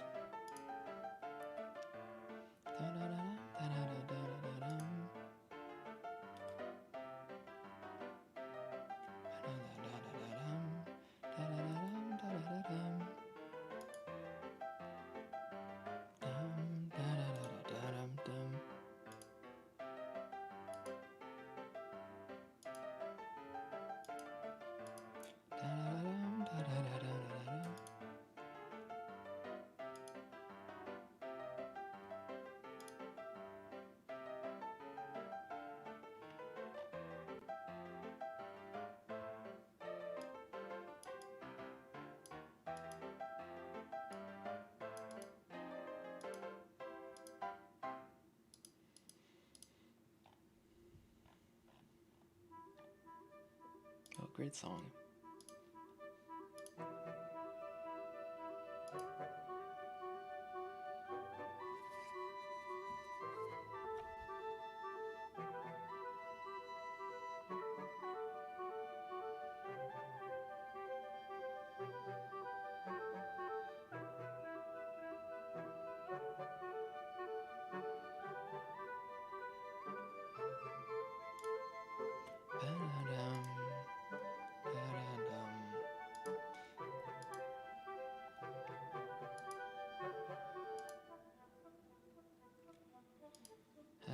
I was about to go check. Yeah, you can. It's obvious that I'm so retired. Bum, bum, bum, bum, ba-da-dum, bum, bum.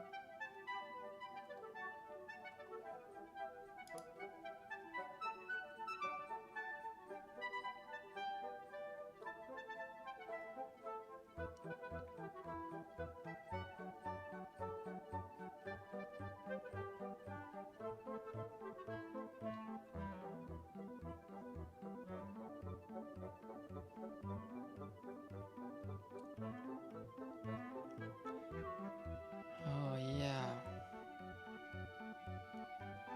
So I have the fix, I think.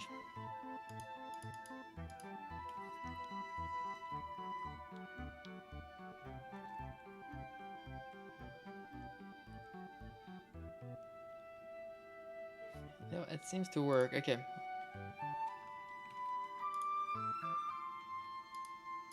Ta-dum.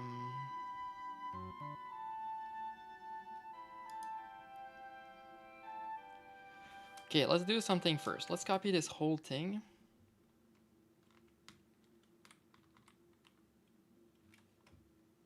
All the way up to here.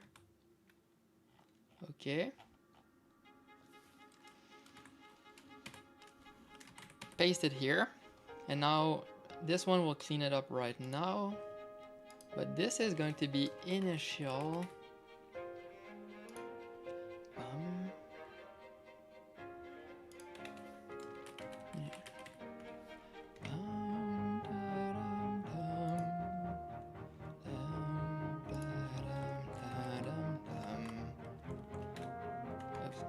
That actually.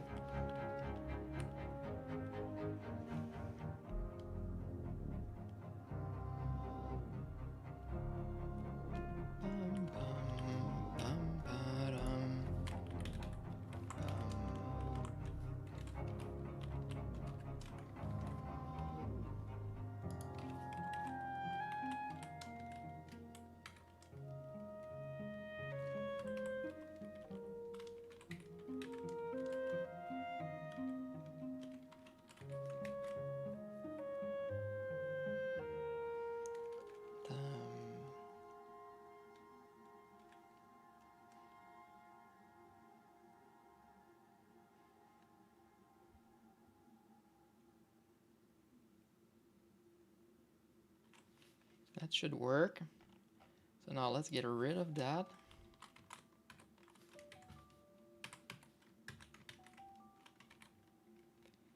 Okay, now let's fix this. Does that work?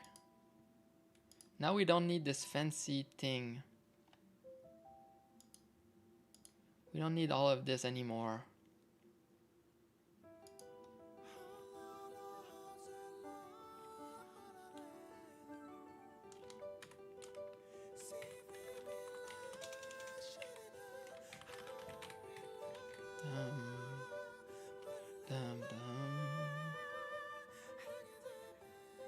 Okay, what else? Can I make this even better?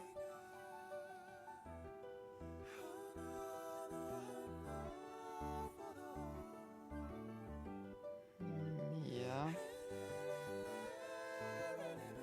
Do we need the same thing here, but not is done? Can I move this condition up here? This only happens if they're not equal. Is it dangerous to get these values to end up out of sync?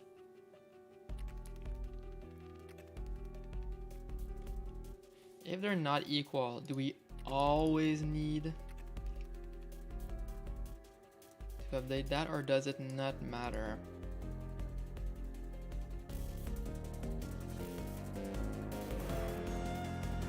This one is just a way to skip doing history if we end up going exactly back to the same place. What about this one?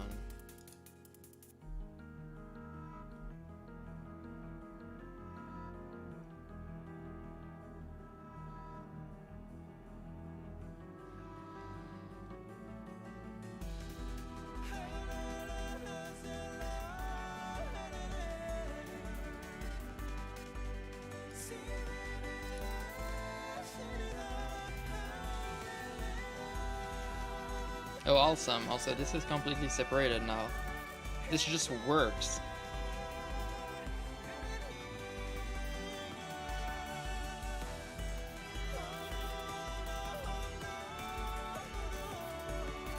Okay, did I fix the bug?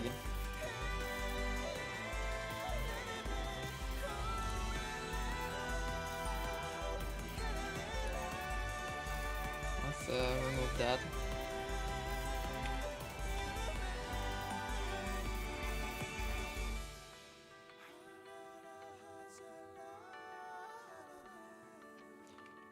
Create it, take it, move it. It works! Undo, redo, undo, redo. Hey, that works.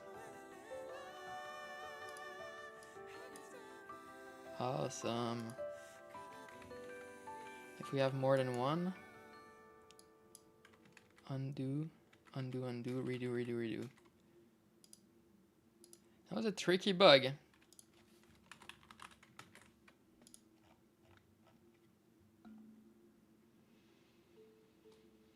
Why is this there? Oh, right, true, never mind. That's for my UI thing. Code can still be a bit more despaghettified, but it's okay for now.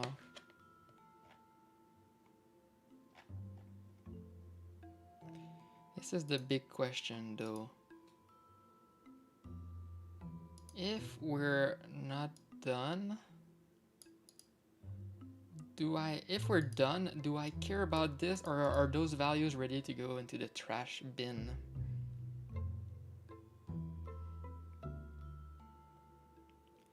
The next time it will get a value will be here.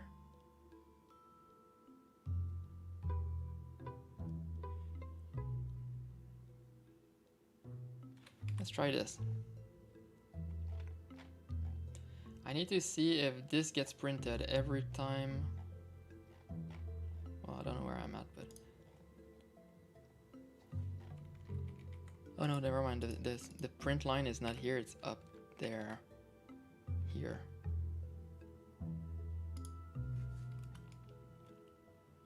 Oops, where's my console? Give me that. Okay, in other words, no matter what, we need to set the... Okay, but I don't have to do it there. This is a bit spaghetti though, but let's try it. Not is done, and... I want to see some Vim magic. Check this. We'll do not is done and parentheses like that. There we go. In other words, now we have to manage this ourselves. Perhaps in here. I'll do this.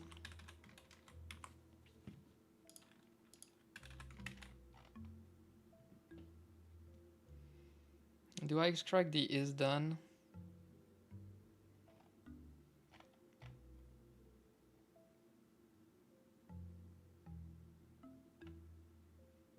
There's no real need to, but I'd like to keep those two in the same if logic. If not is done, I could also invert that, but whatever. So let's actually go back to this. We'll go here, remove this.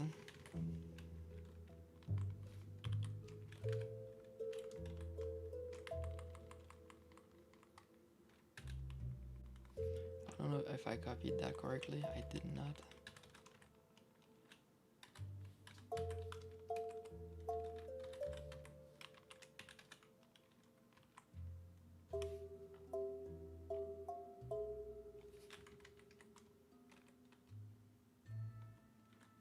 Could have sworn I messed up my curly braces, but I guess not. Okay, now we can do an else if. Else if. Or I can just remove that. Like that. Remove is done because we couldn't care less. Oops, can't. Oh, what did I do?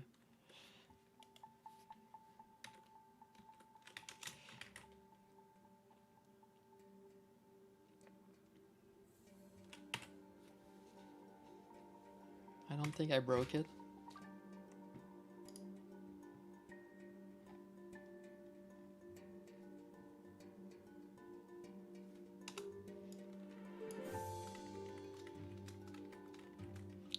I removed the error message, so that's good.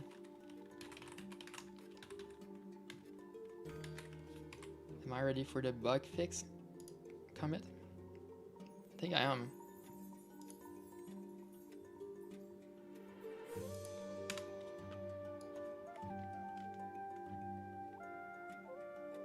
Okay, there's only one more bug left, I think. Let's undo that, undo, redo, redo, redo, perfect. Change the color, move that, undo, undo, undo, undo, undo, redo, redo, redo, redo. Very nice.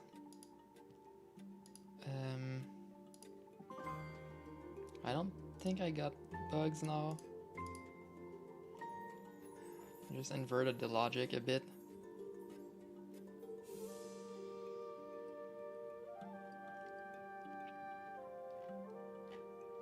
This is a really weird looking comment, but whatever.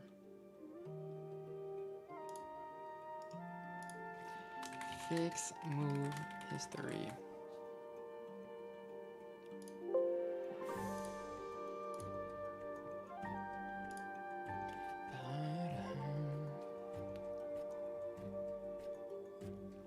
Okay, now we can get back to the fun stuff.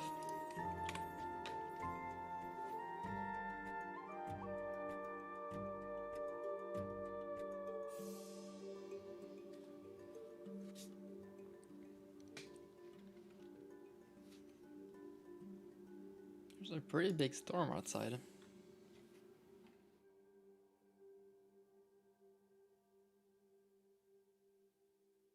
So as far as I know, there's one more bug in this grid thing before I add the adaptive grid thing.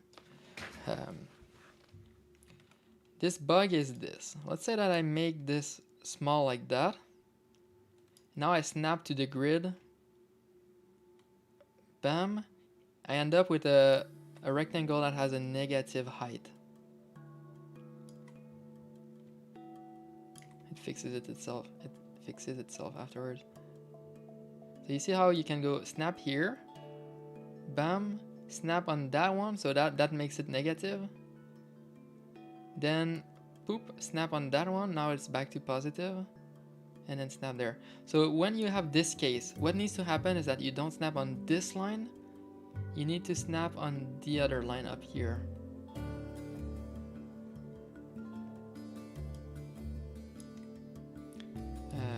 Because you don't want to lose this per place. I mean, the alternative is to still snap on the grid, but invert that. Is that more sensible?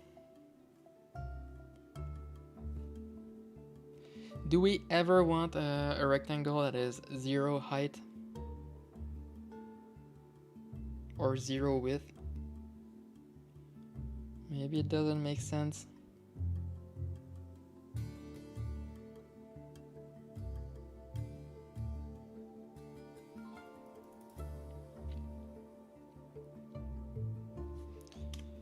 What's the better UX? Is it to snap on this bottom line? I mean, let's say I was here instead. In this case, it would be 0.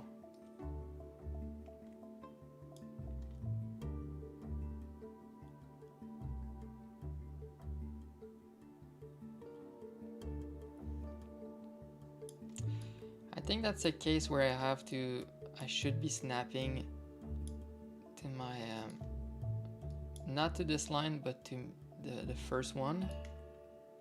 Oops. And then if I keep going, then I can snap on that correctly.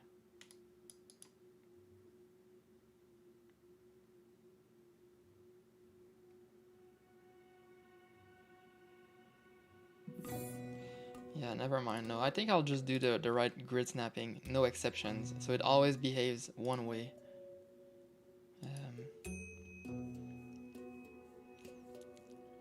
In other words, what I have to do is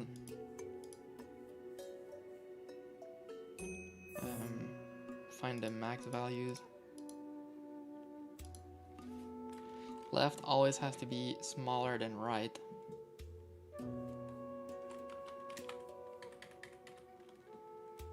Final left. Is there an easy way to swap without having temporary variables?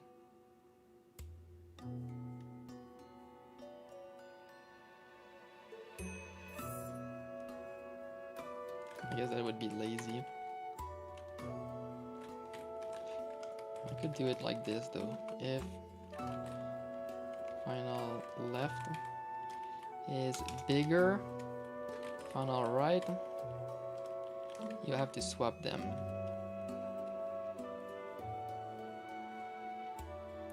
Is it bigger or equal? No, if it's equal, we don't care. So then we'll do, this is where we do the swap. So final left equals, oops, not underline, final right. Then we'll do our float temp equals, we'll do temp, sure. Final left. Then we'll do final right equals temp.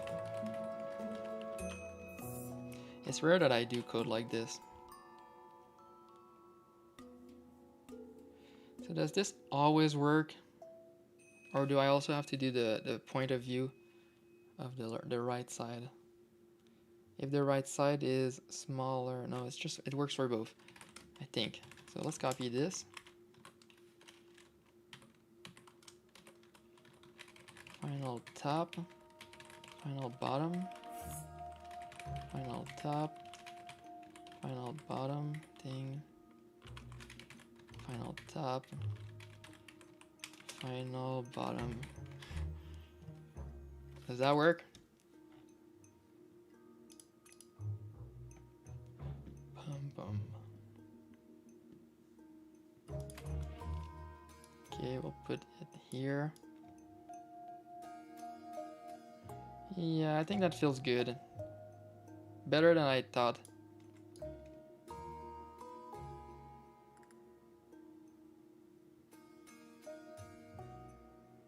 And we still have this little part that doesn't move.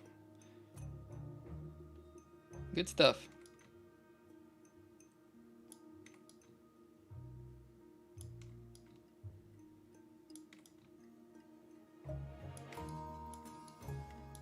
Oops.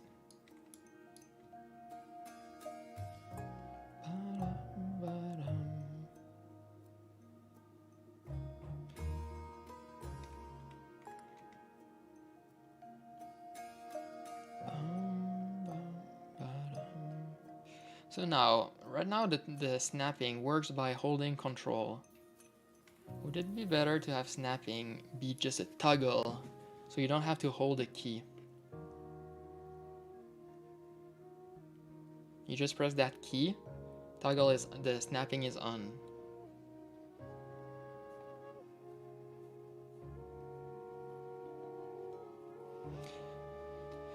Because control is already used for many things in this map editor. It's a modifier. It's more fun when the shape is not aligned to the grid. Yeah, it's so weird that I'm holding control to snap. I let go. But now control in this context means clear the selection. So now I can't just drag again with a snapping mode. This would just unselect. I might have to make that a toggle. That way you don't have to just hold it.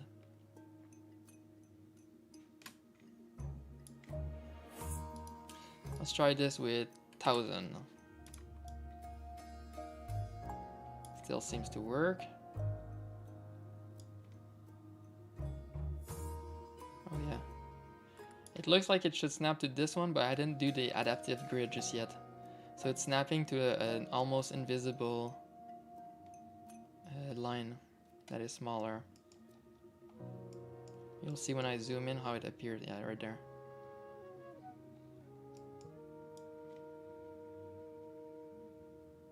Awesome though.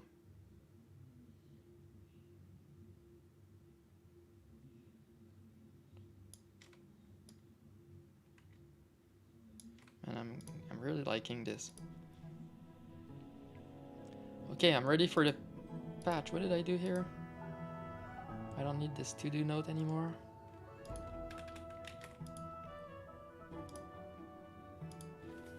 Fix negative.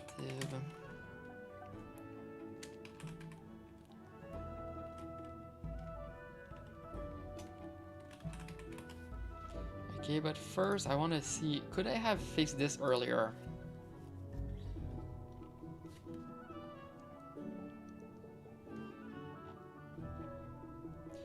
I don't think so.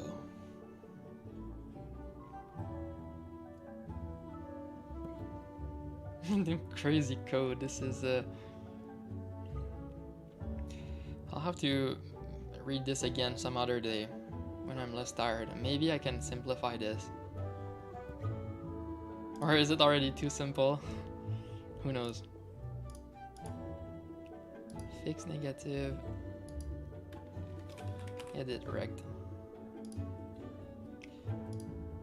Hey, for anyone watching, does it make sense to have snapping mode applied to a selection? In other words, this is a selection. If I have objects, I'm able to drag and select things.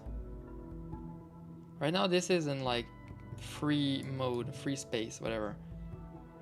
It doesn't snap to the grid. I wonder if it makes sense to have snapping on a selection too. Does Blender support that?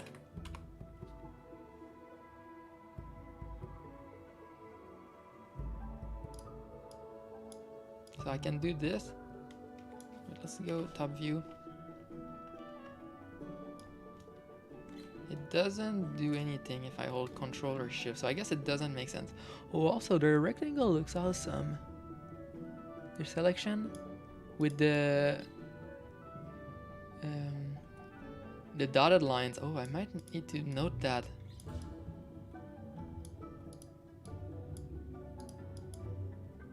Oh, the dotted lines, I need that. I could write a nice little dotted line shader to do this.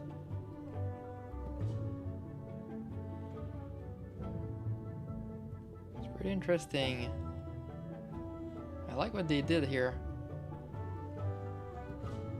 Yeah. Well, not yet, because I kind of like my look too. If I remove the debug colors, wherever I put them, I think I put them in draw. Ooh, also, like here, even easier to find. Remove public. Also, since when do I not put private on things that are expected to be public projects?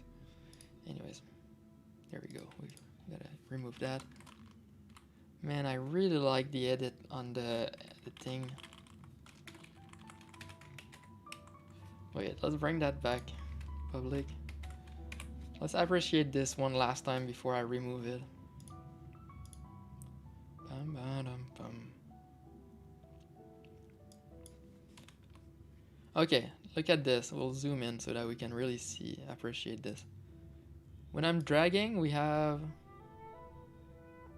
Oh, I'm not snapping, my bad. Wait, what? Oh no, the green is there. Okay, you see the green one that I'm dragging? That's what it would look like if I wasn't snapping.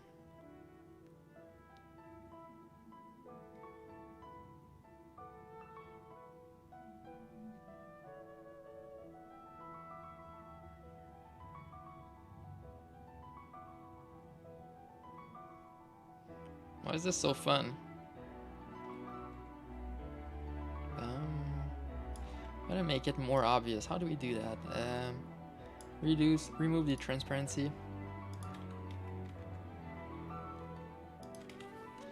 Up that up to here. A different color than green. What could be nice? Orange. I'll change the rectangle to another thing than red. I'll make it blue, I think.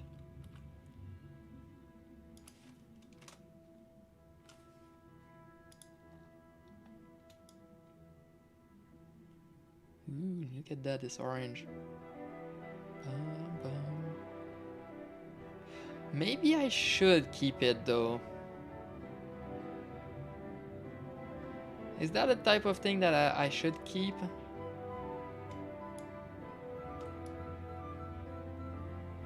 No one keeps those though.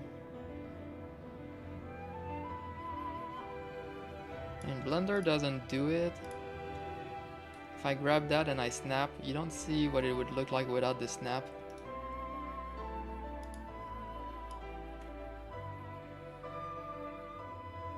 This is what you want?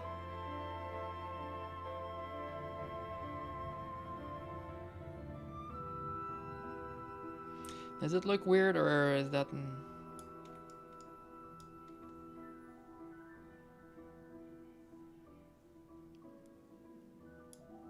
Move it?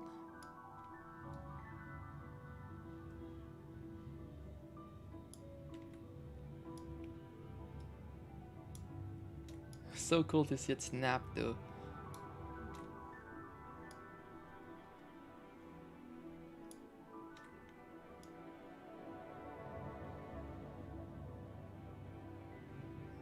Yeah. You think I write bugs in my code? Where do you think you are?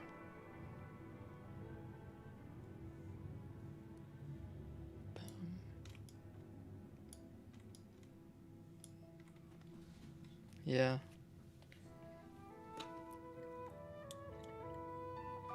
Okay, I don't think I'm keeping that, but that was fun to play with.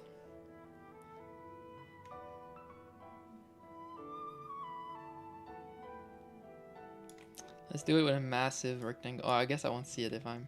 Yeah, never mind. If we're too far away, it doesn't make sense. Let's do a massive rectangle that I'm gonna drag.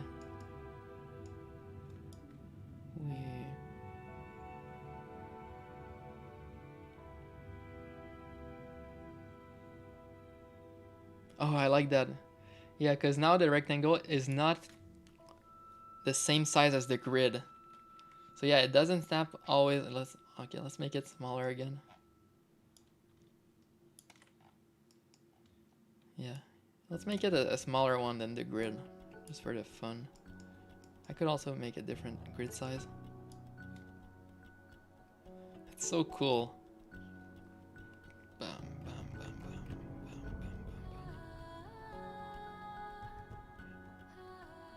Just having this work so well with code that looks really simple to me.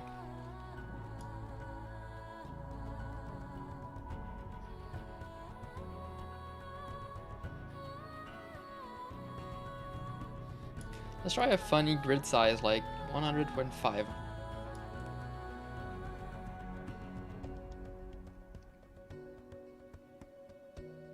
Perfect.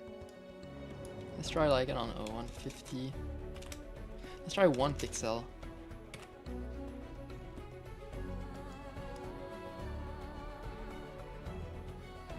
Let's make it be a round number so that we can do it 50 by 100. Okay.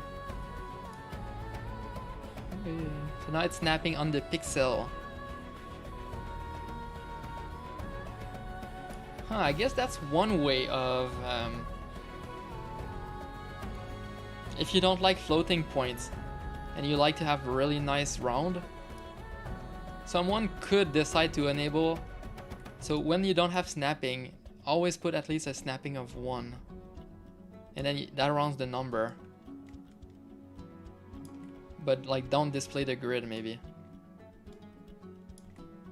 Hey, you see how the grid still looks pretty nice though? I mean, it's not perfect, but I mean...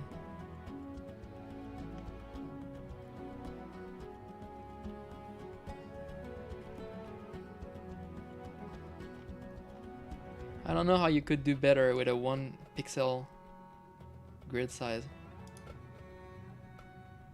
Also, I guess making the grid lines be 1 pixel was a good life choice. Let's do 2. Oh yeah, that's something I'll have to think about maybe. You see how there's a line that looks thicker? I think that's because right now I'm zoomed out. Wait, let's restart. X. That's just because if you don't have a 1-to-1 pixel density on the screen, let's do 2. What?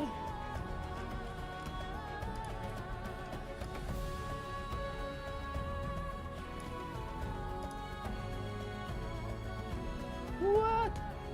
Yeah, it looks glitchy, but it's somewhat working as expected.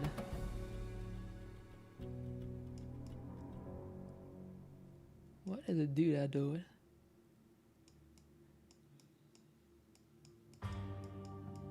Wait, let's put a bunch of rectangles so that we have points. I don't want to zoom in or out. This is like a scale of 1 to 1. But what is this here? Is there something special? Minus something? It's probably like a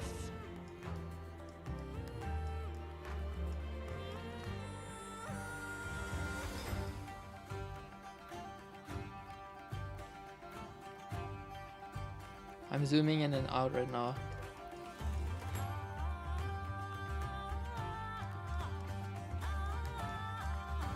Yeah, anyway, it's to be expected. But this is funny. Does this show something about my graphics card? The way it works behind the scene?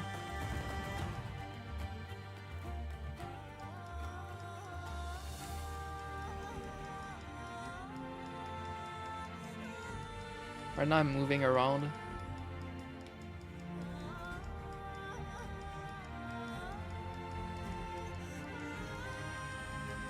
Wait, what is here?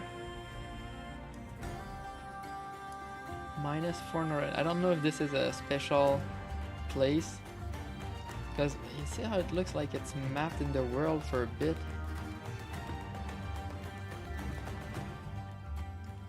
Anyway, let's try with 3. 3 has the same sort of thing going on. Let's try with 4. Or did I break something?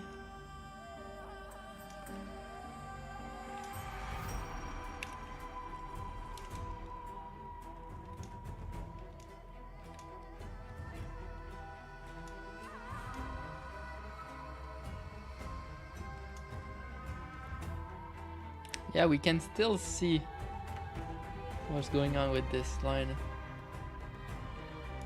Kinda.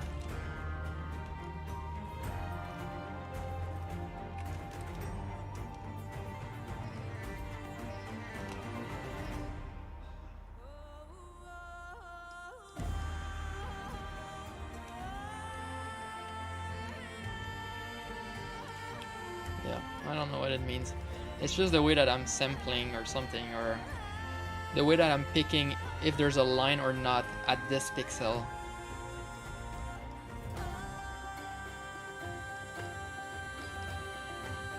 Anyway, I think that's good enough. Let's commit that. Oh, I could remove that though. It was fun watching it.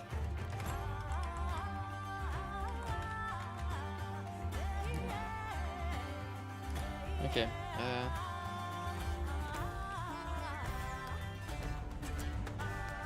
Editor. What did I do? Remove, debug.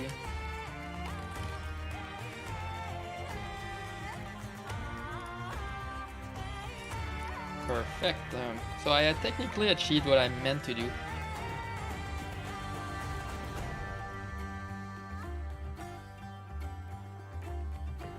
Turn out.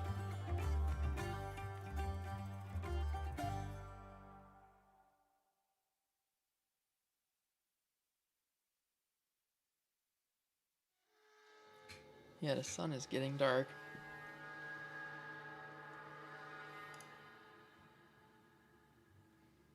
Da-da-dum-dum. So, well, how long was I live? 2 hours, 41 minutes. I might end it here. That was my launch stream on Glimish.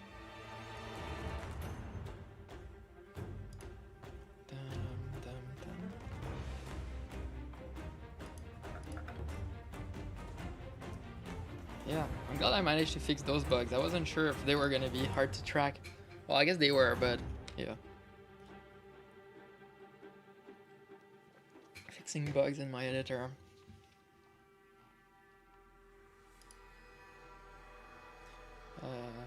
Yeah, thanks for watching, everyone.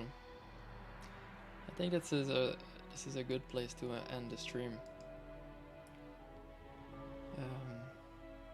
Sorry, I have so many things open. If you guys are not following me on Discord, feel free to join the link.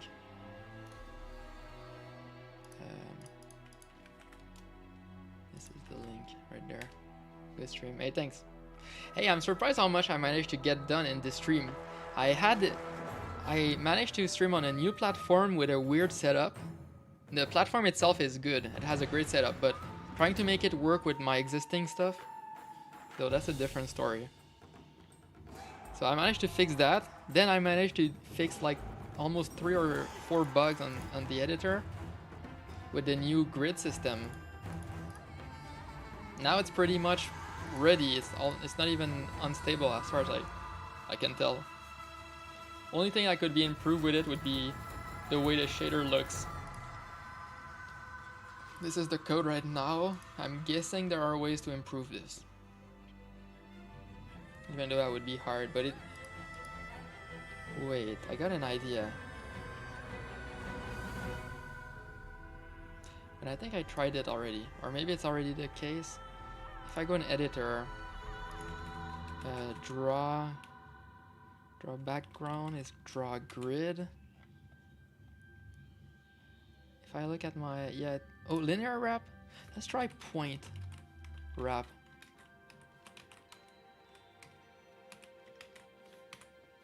What does this do? Also, I don't need Blender anymore.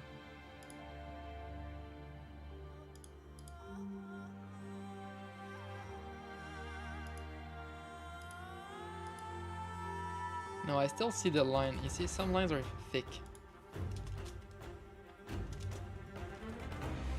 Yeah, it still does this weird shape. I'll have to ask some experts on shaders so that they can tell me what's going on here. Also, shouldn't... Oh no, this is 2. Yeah, never mind. If I'm in 1, it's a perfectly flat color, as it should be. If I zoom in or out though... I mean, it's not, but it should also be a flat color. Also, let's make debug. When I'm in 1, we should never go in here. Does this happen? Perfect. Because I limited it to a minimum of 8 pixels.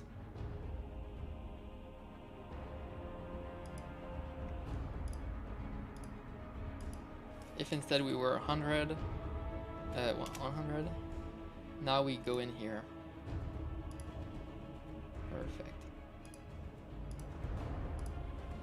I might transfer this code back to the shader, but this is simple. It gives me like infinitely scaling. Oh, do I do this before ending the stream? That would be also fun. Grid snapping in the adaptive mode.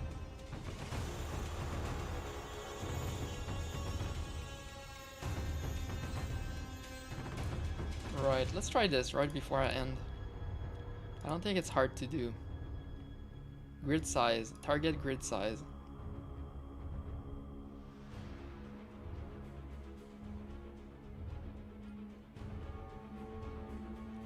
Can I also simplify this? Right now this is a loop in order to figure out.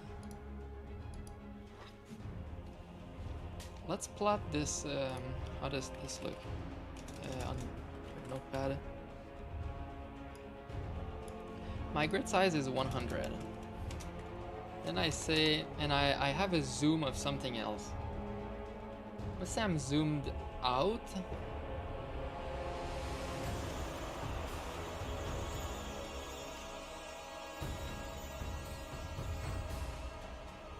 So the 100 becomes smaller. So the default 100 is now 10 pixels.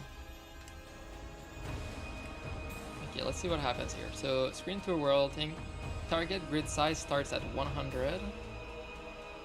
Grid world becomes that times that. So now we end up with 100. With 10 rather. Times screen to world. So the screen, this 10 pixel gets projected into the world. A robot. Thanks for a follow, Red Bum. Welcome.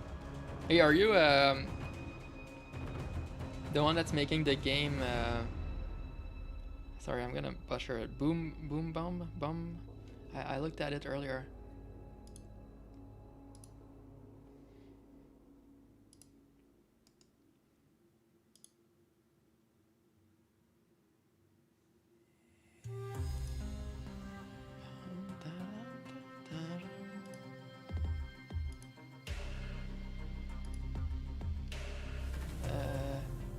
boom bound. I was so close.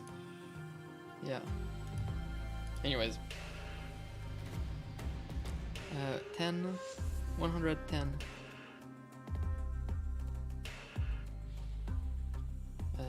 So now we end up with grid world.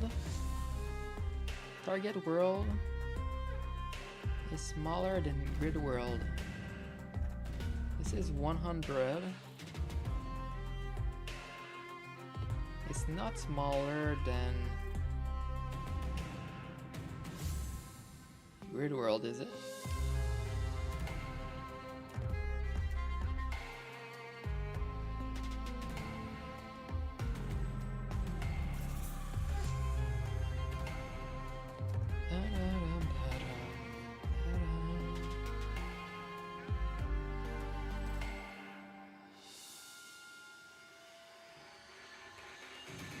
We create a game in Xamarin.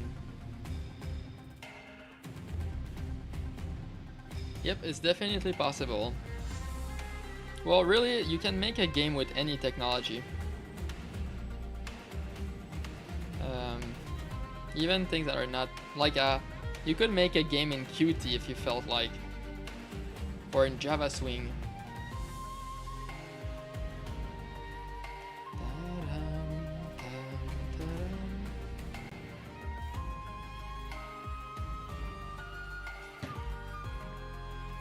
Okay, what's going on here?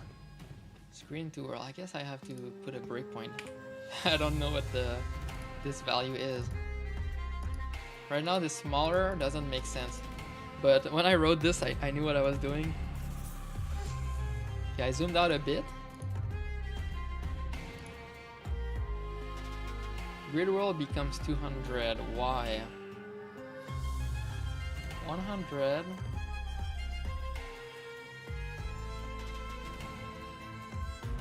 Oh, because every pixel ends up being more in the world.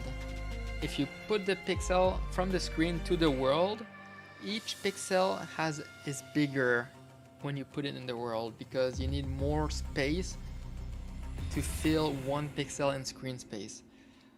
Now everything makes sense. Okay.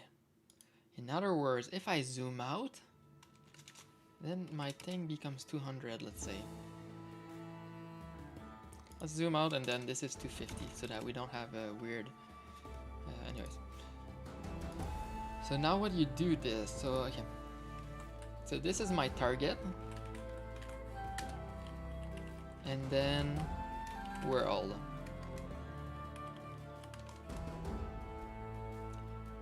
In world you end up looking for something like that.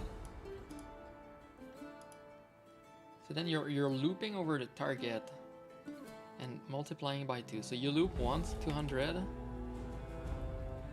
You loop twice, 400, and now you stop because 400 is bigger than 250.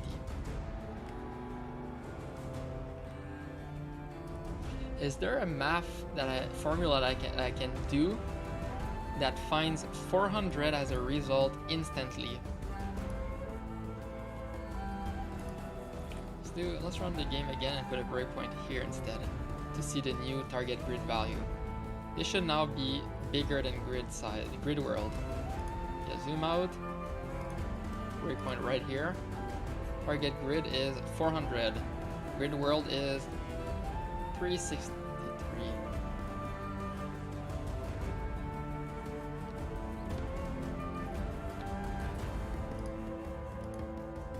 Let's zoom out even more. Now I zoomed out really far. Bam.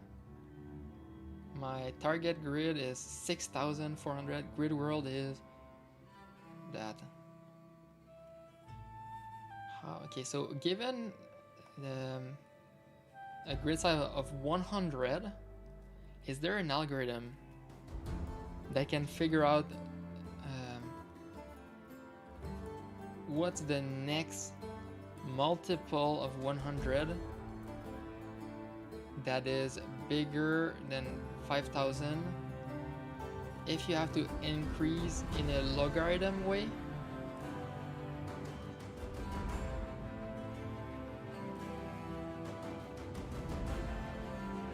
Is that the trick?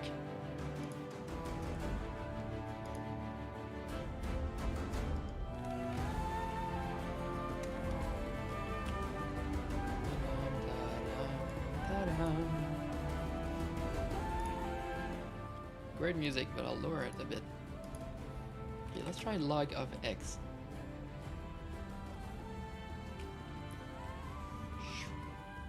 What about e of x?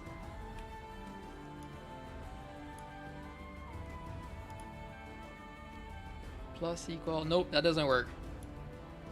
Because we're multiplying. I know you're joking though, but one does not joke with math.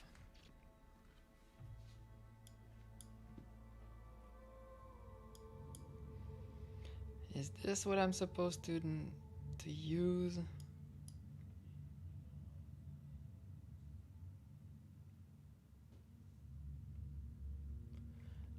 Here, I'll give you my playlist. You're on Twitch. Music. Bam.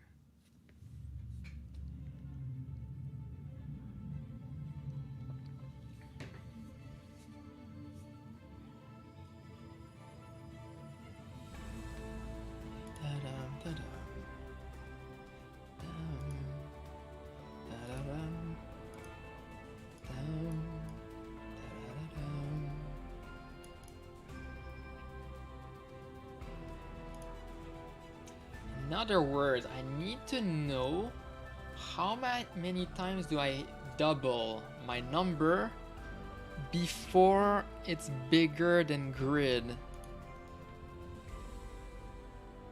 This has to be a known algorithm.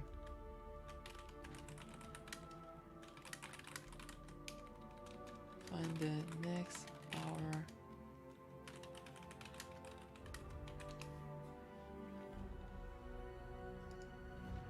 Oh, there's someone that asked it. And it's exactly my use case. Rounding up to the next power of 2. I want to write a function that returns the nearest next power of 2. For example, if my input is 789, the output should be 1024. That's really close. Okay, it's not exactly my use case, but is there any way of achieving this without using any loops, but just using some bitwise? Well, hopefully they don't answer with bitwise, because I don't think I can use it. Hey, no problem. Check the bit twiddling hacks. You need to get the base 2 logarithm.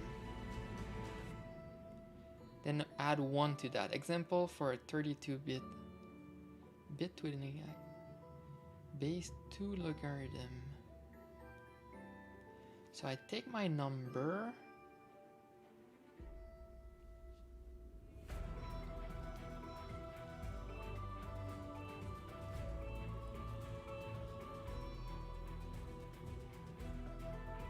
Is this a loop? What am I missing?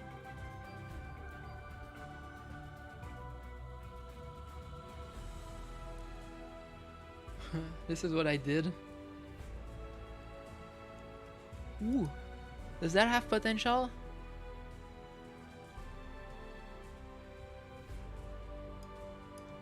Divide by the log of the desired base. Oh, that's so cool.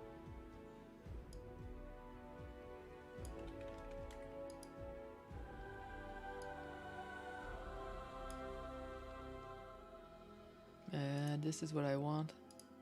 Let's get rid of all of that. What am I doing? Pow. Well, I don't need to write pow here. 2. Oops. 2. I'll replace them with variables later.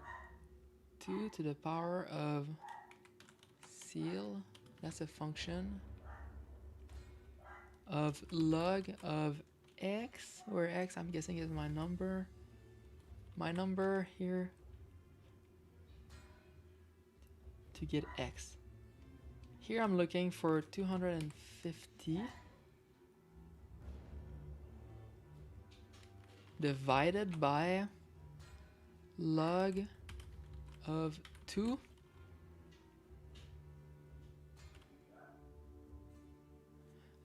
I've never used Xamarin, Redbomb. Where would you start? I would start with the Microsoft Docs. Hey, by the way, how did you find the stream?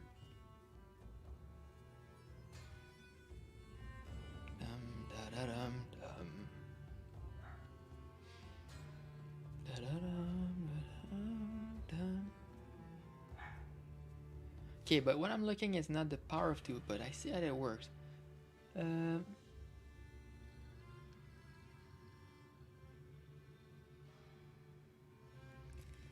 So what do I want to raise to 100? Monogame, oh nice.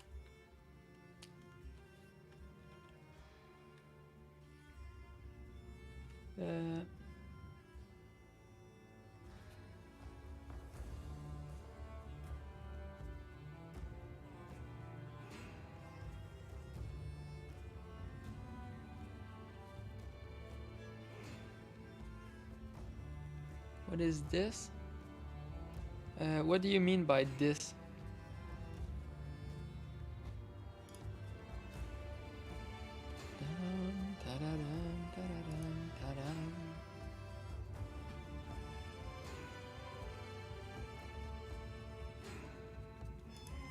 Am I supposed to do that?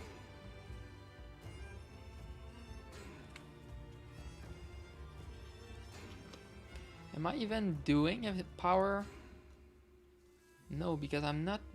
Never mind. I don't have the right. I'm not even asking the right question.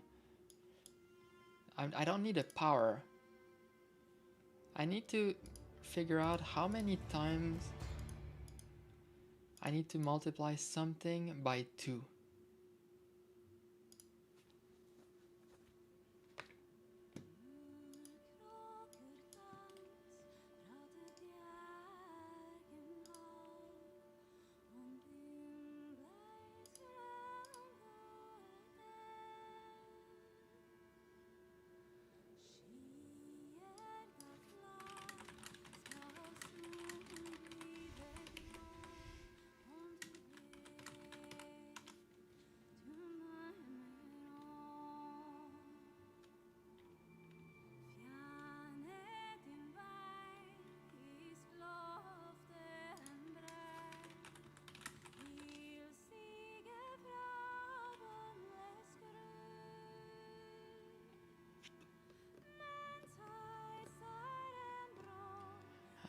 Man, I don't know.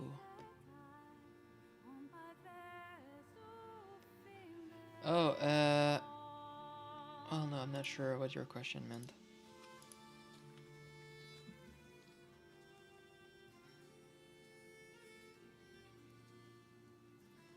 But it's not really by 2 that I'm multiplying. I'm multiplying by a power of 2.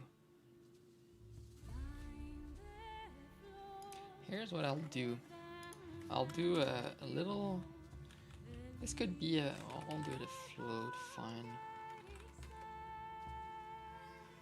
Monogame. Monogame is a C# framework you can use to release on many platforms. So if you release on desktop, we use something not Xamarin, but Netcore. In the future, Xamarin is going to be part of Netcore in Net 6, but I don't know if it's the case right now. But essentially, depending on what you're releasing on, Monogame will have a different backend. I don't know if that's the best explanation, but in order to be cross-platform, Monogame uses different target backend, like different tools to get what it needs. So for releasing on mobile, Monogame likes to use Xamarin.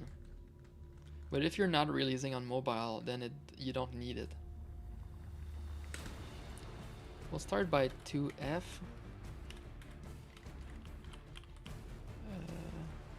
No, we'll start with 1. Then we'll do temp times equals 2F. Then we'll see what my temp is. Or I could just print it out. So we'll do target. Yeah, I'll do it like this, interpolated. So I'll do grid size. Target grid, that's my final. I'll do world, grid world.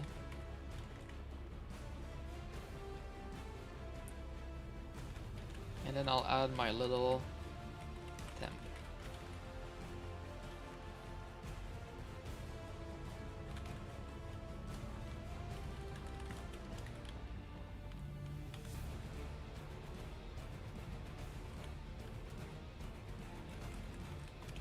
I think it will be easier to read them.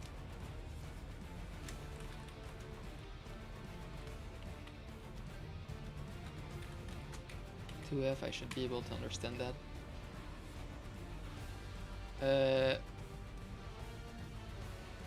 Mono game is pure C#.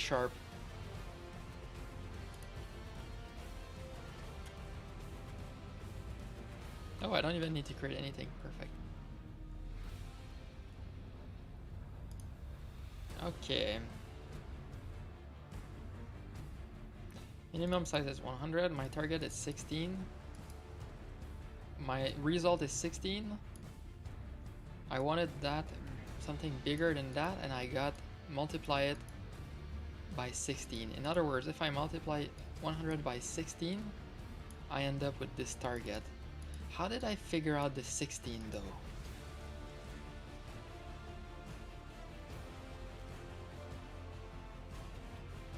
Let's bring out the good old calculator. 1973 divided by 100. Can I do that? No.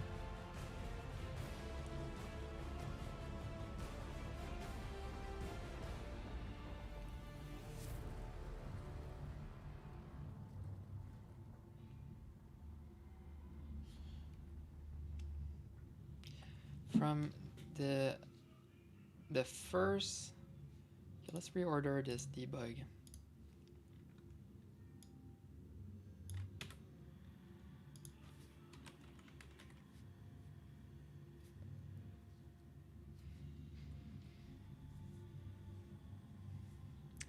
You can think of Xamarin as a way to take C# code and make it work on mobile if you use the right API.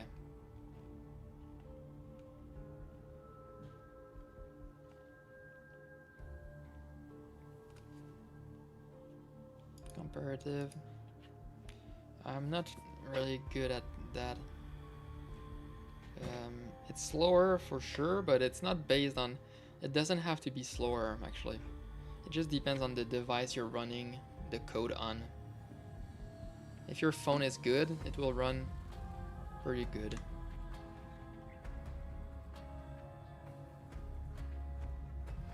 It will change depending on your app, what you're trying to do.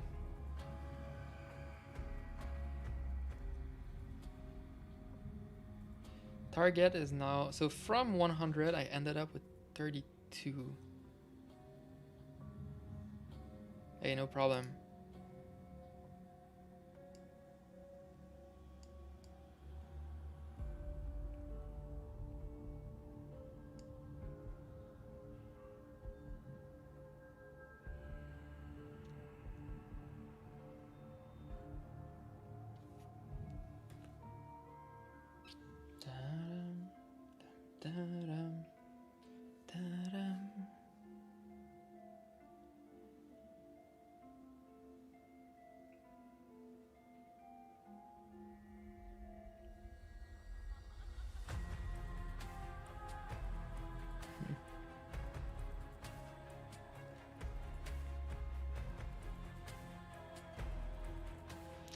The answer is like staring at me. It's right in my face.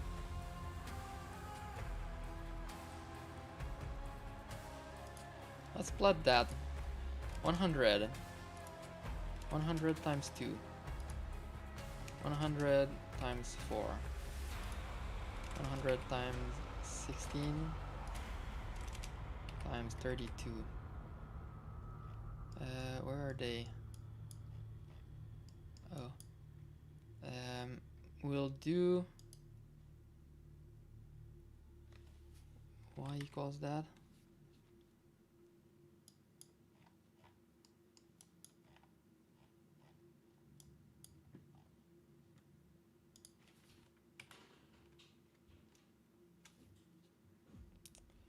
I'd have rather had points. Can I write a point here? Let's say I do y equals 0, x equals that. This is not valid. Can I do a space? And how do we do that?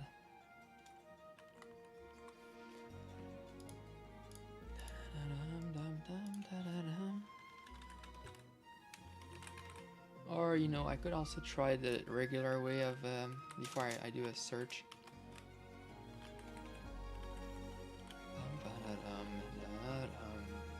It works. Yeah, just do the logical.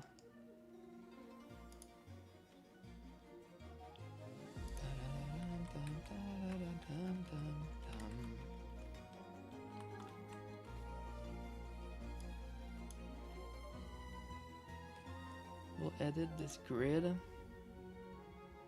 Y-axis will start from 0 and go all the way to, I don't know.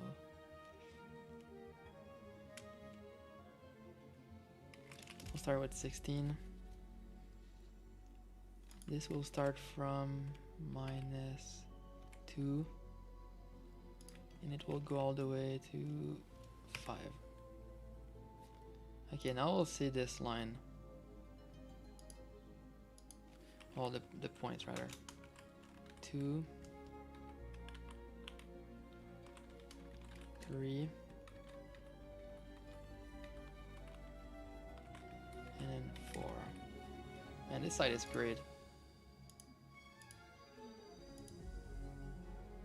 So it looks like I'm missing a bit of space. 32. Oops, I wrote it the wrong way. What was this? Oh, 3200 rather. What? No, it's going up like that. It's exponential.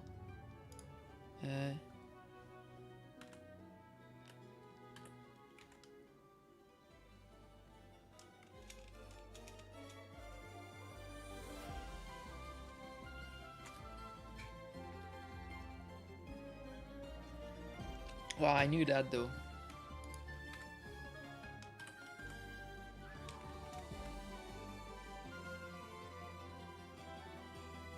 Hey, welcome, Psychotic.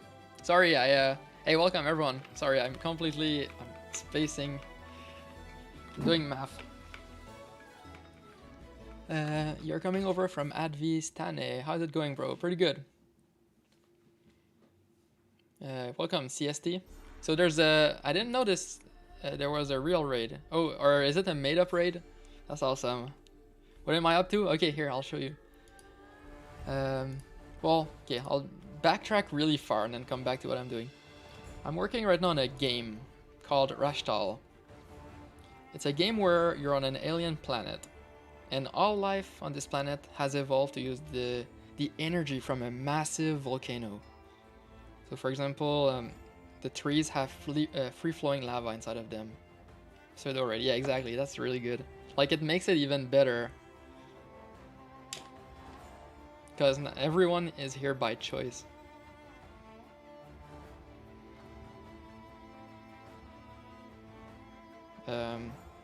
Yeah, so all life has evolved to use this volcanic energy. For example, the trees have free-flowing lava inside of them. And in different areas, there's the lava bursting out, creating different types of explosions. Your goal in this game is to control a little creature and try your best to not get exploded as you're running on top of the trees. Yeah, so it's a puzzle rhythm game with a top-down view. I'd like to show you guys the game, but anyway, right now what I'm working on is making a map editor. In the game right now, there's one, but I don't like it. Hey, thanks. I can show you guys a screenshot of like in-game art, or I can show you some the old concept art. The game is actually playable, but then I'd have to open it, and I don't want to right now. Here's what it looks like in game. So you have like different types of pieces, different lighting effects, shadows. Then the art comes together. The grid is integrated into the art. Oh, whoops. Did I just zoom in? Here's what here's an old concept art.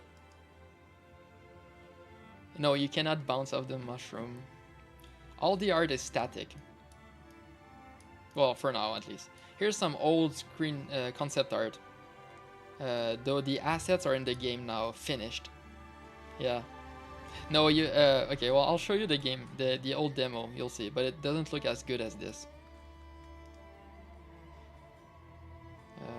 Yeah, so you can see how there's foreground stuff, background stuff, different lighting, shadows.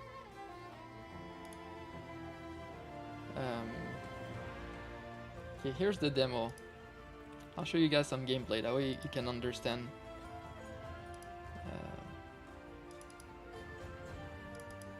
What type of game it is. Hey, Sir Coconut, how are you doing?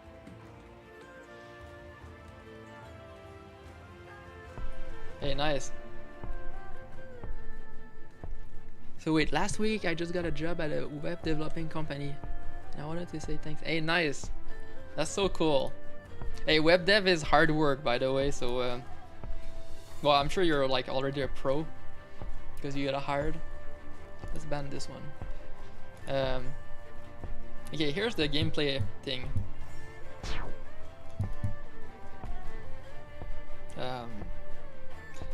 So those are explosions. If you're there when the explosion spawns.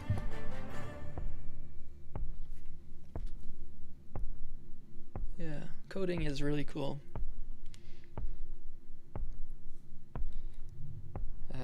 Yeah, so when you have the explosions, if you're there, you die. But if you're not there when it appears, you're able to jump into it and you're safe. Vue.js. Hey, Vue is what I use to. I don't know. Okay, I don't know how deep you are in Vue, but here is one thing I'm guessing you already heard. But there's Vite. I'll give you the link. This makes this is incredibly cool. Vite.js.dev. How many blocks can you move at a time? It's not a turn-based, so essentially where you click, your character goes there in the shortest possible path. Here, I'll show you the lines here. So, and I'll show you where I walk so far. Oh, even better, Sir Coconut. If you're doing web dev, check out Tailwind CSS. I don't know if you've already heard of it. Or what your opinion is on CSS. But this makes it really easy to learn. Exactly. Hey, sorry, I'm talking with a guy that was here from a long time ago. Okay, wait, sorry, I got that right. I got it wrong again.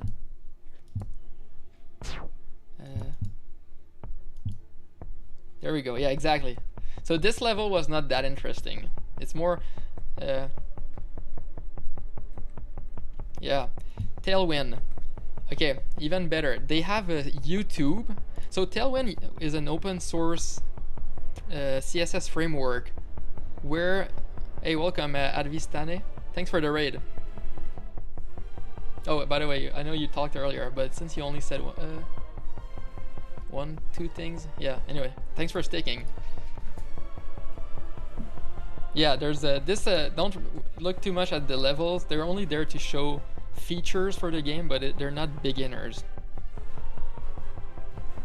Wait, give me one more sec. I want to. Yeah, well, okay. I wanted to give the Tailwind pitch really fast to Sir Coconut. Follow the stream. Thanks for the follow. Tailwind is an open source project where they built products around it that were paid. They made a huge amount of money, and then the 2 guys working on it started hiring people. They're paying them something like 200k per year. And now the quality is going super fast, and it's all going back into the open source project. So it's an open source project that's making huge amount, and then they're building huge stuff around it. If you look at their release trailer, they went like Hollywood style type of trailer. Anyway, it allows you to not write any CSS ever. You can work from the HTML. You can think of it as functional CSS. Anyway, look into it. It's really awesome. And anyway, sorry you guys. Back to this showcase. So this game is a puzzle game where your goal is to figure out the safe spots. They have great dogs, by the way. Once you figure them out, you're able to cross. Some levels, there's no permanent safe spots. So you have to figure out where to be and when. And then try to dodge the explosions that are coming. So you have to memorize the pattern and not be where they're gonna be appearing. Some levels like this require you to backtrack. So not only can you not stay in one spot, you have to backtrack.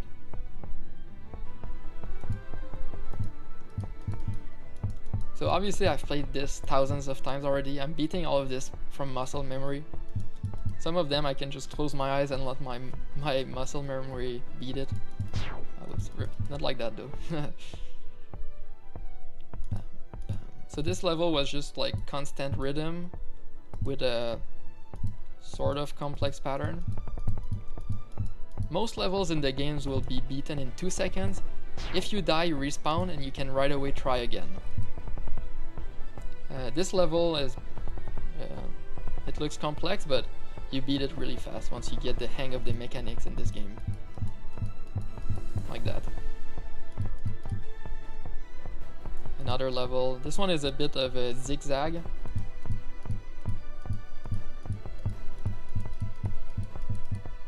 So in the real game, I would have to make a not as steep progression. Hey, thanks for the follows, Syncotic.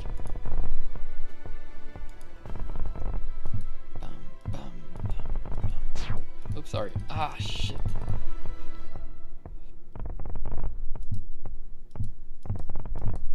There we go. I can't believe I failed that.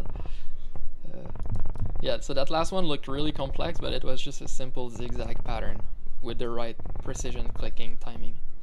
The game can be played with mouse and keyboard or controller. I don't have mine set up, but controller completely changes the feel of the game. Because you can't just click and let your guy go, you have to manually, well, you're like controlling like a first person almost. Oh. This level was designed to break the pathfinding. So normally your guy goes somewhere in the shortest path possible. Hey, by the way, Advistane, were you streaming programming? Are you a game dev? Anyway, like the pathfinding, so this one requires you to manually go around this hole. Bam, and then you're able to cross. This used to be my old big boss level. Bam, bam. Oh, whoops, I went the wrong time. Bam, bam, bam, bam. Oh, a bot for Glimesh, nice. Wait, who was streaming? Did I mess this up? Or both? You guys were both? Did I get raided by 2 people or? Oh no, you're talking. Okay, sorry. Oh, okay. I thought that you said I, but I misread that. Sorry. That's awesome though. Making bot. I should try that. I made a Twitch bot a long time ago.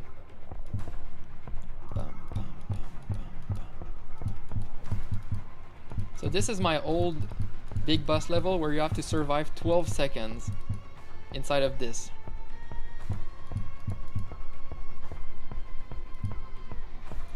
Here's a level where you can really see the puzzle element. Yeah, 12 seconds. Oh no, I was just wondering what you were doing. It's really cool that you're doing a bot for Glimish.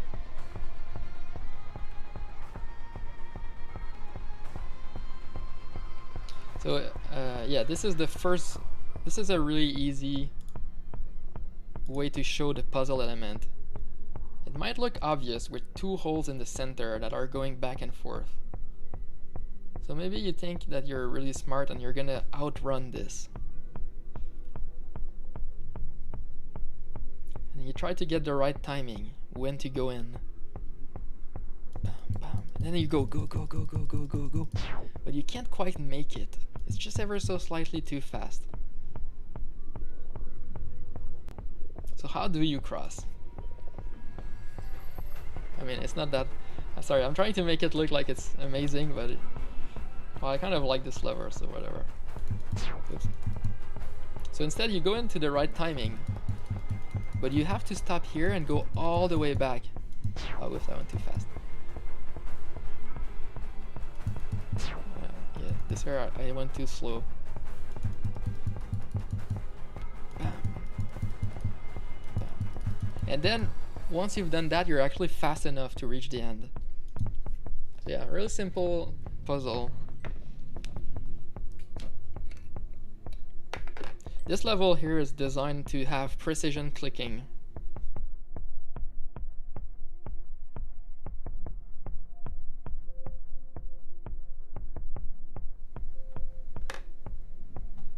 So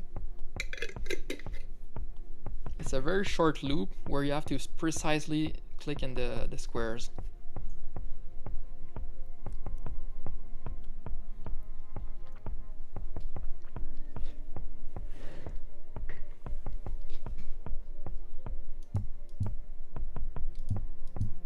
Bam, bam, bam. Bam, bam, bam. There we go. Infuriating, yeah. Yeah, well, this map was designed to train me to be good at the game, for the most part. So I designed levels harder and harder until the boss, mostly for me.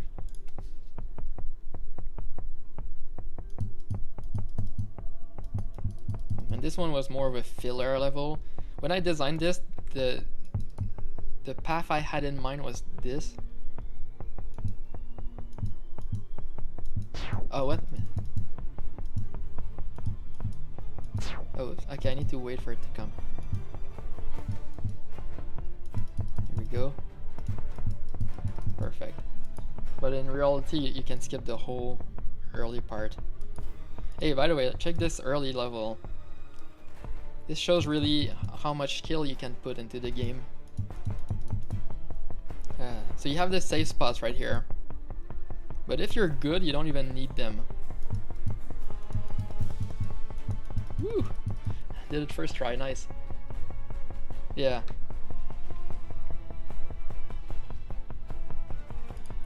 So the hard part will be for me to design easy levels that are still fun.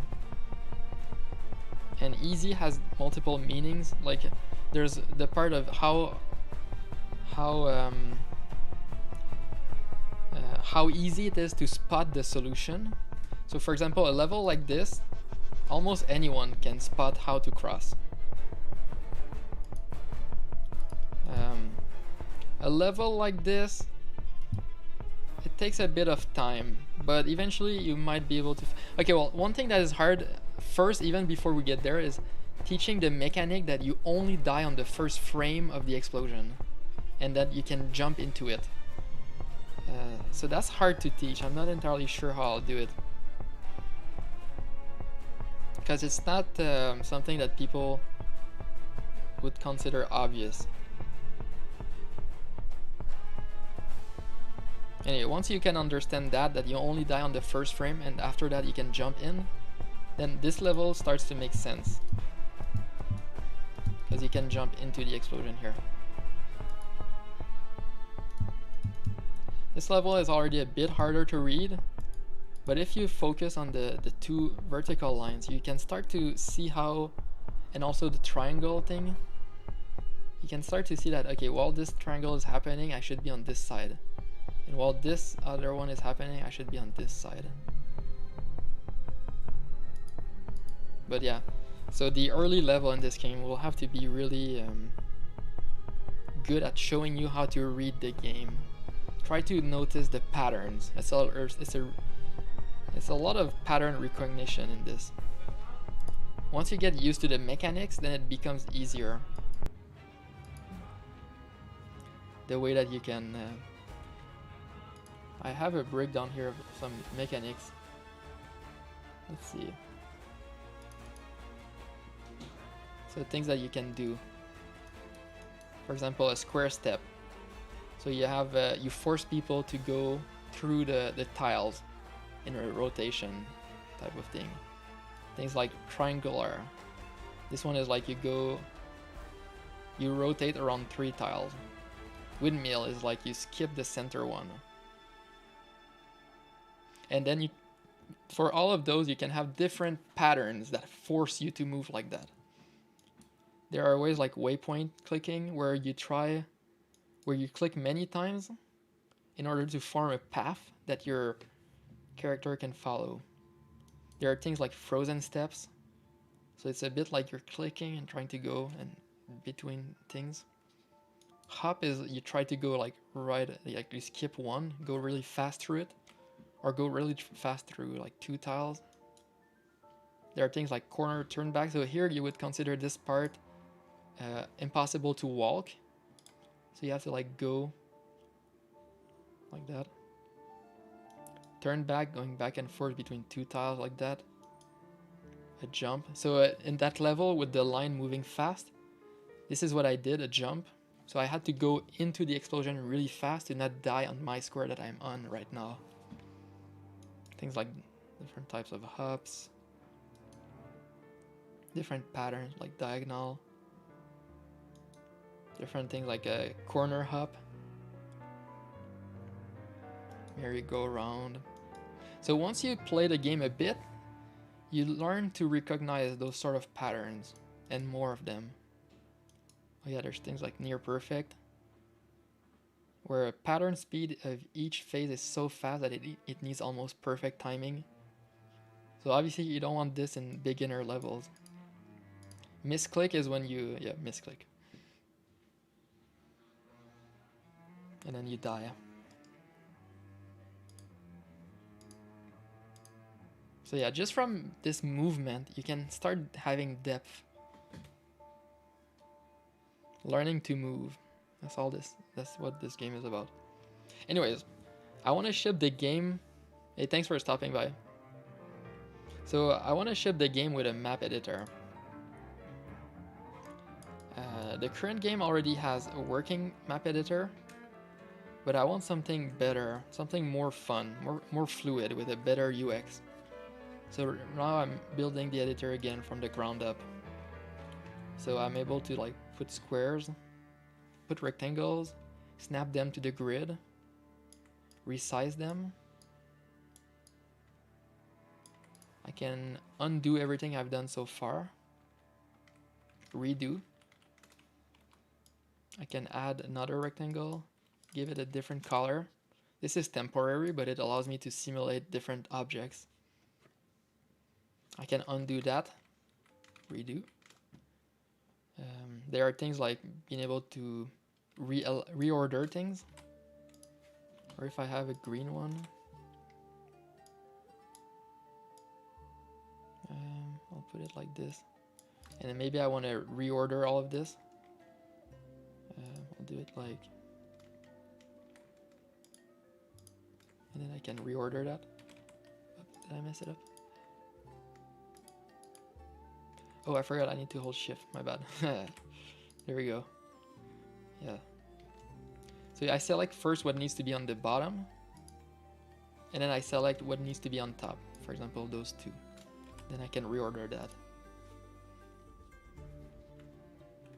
Everything can also be undone. Oh, what happened here? Oh, that's interesting. If I don't reorder, it shouldn't save in the history. Anyway, yeah.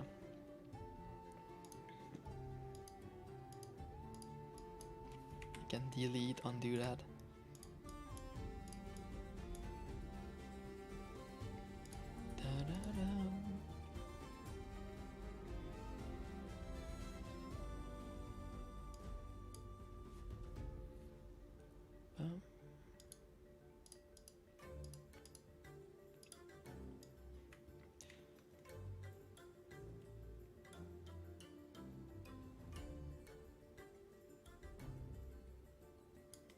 Really like it, the snapping.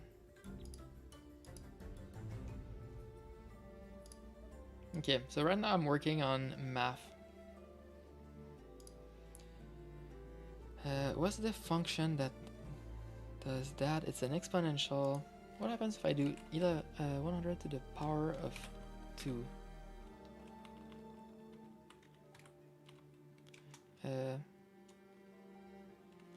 What if I do x to the power of 2?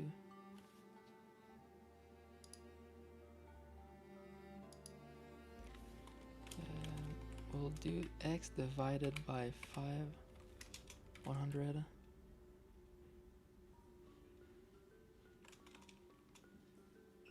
How do I make this on the x-axis be squished? I forgot how to do that. So, hey, thanks for the follow, Cheese. How do we... I forgot... Oh man, I guess I'm too tired now. How do we squish a function? I forgot. Hey, how am I doing? Pretty good.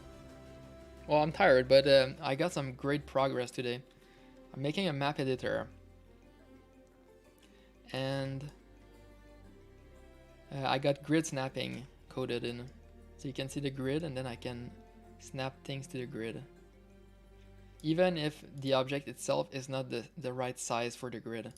So I can snap to the top or snap to the bottom.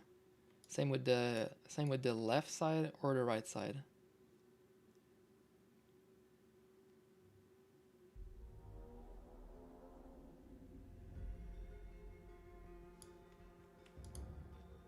Yeah, it feels really good, this feature. Now I'm planning on doing adaptive grid size. So if I'm zooming out, so here this is a 100 by 100 in my world size. If I zoom out, this 100 becomes a bit small. So I might not want to snap to this 100 grid. Maybe now I want to snap to some bigger value. So that's what I want to do. I want to be able to snap here, here, here. So I don't know if you, yeah, bam, bam. But I need to understand the math first before I can do that. Right now, I don't know, are you a programmer?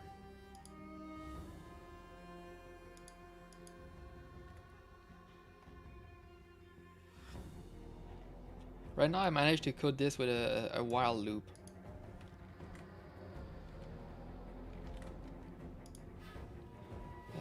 So if I have a grid size of 100, web apps, so I have, maybe you'll be able to figure it out though. I have a grid size of 100. If I take 100 screen scale pixels and I make them go into the world, so 100 pixels is roughly this size, and I push it into the world, the grid size becomes a size of 210. Those 100 screen pixel in world, because I'm zooming out, they have more range. So using this little loop, I'm going to be able to figure out that the next, if I multiply every time by 2, the next size will be 400. So I multiply 100 by 2, I get 200 times 2, 400.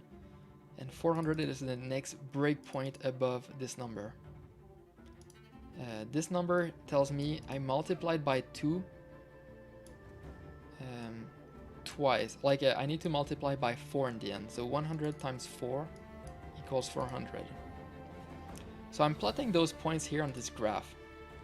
So at 0, wait, let's do this. I'll start from minus 2. Oh, I can't do that. Minus. There we go. We'll see it better. I want to find the function that maps these points.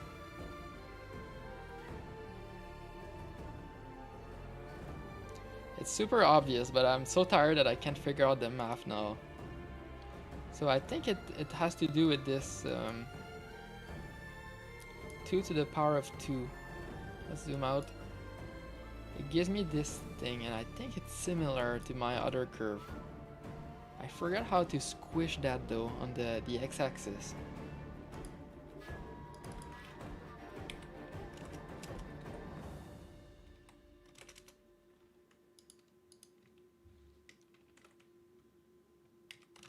Let's do minus 200 here. Okay, for now we'll see it. We still see the points though. How do we squish this? Oh, we can multiply it times 2. That way they happen faster.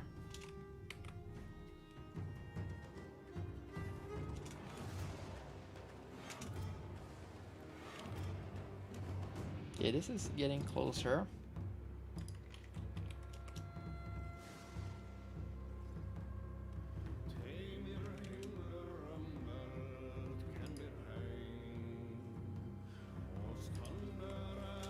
Obviously it's not the right values, but I'll try to see if it comes even close to it. Oh, I'll do a plus 100. I can see that it doesn't work at all. The curve, even if yeah, this curve like this doesn't work. So I don't think it's x to the power of 2.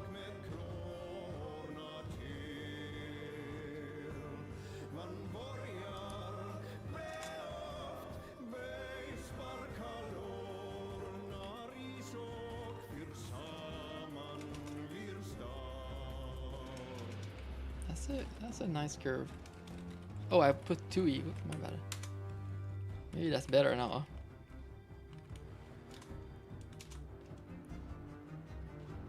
It's still not quite right. E to the power of x, maybe?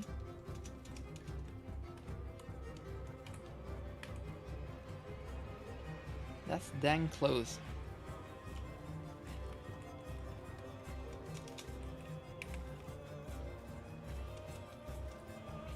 If I reduce that, it goes up. Nope, it goes down.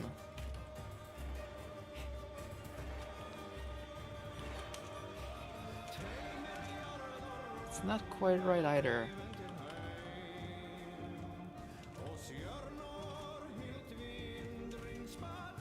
This should be super obvious.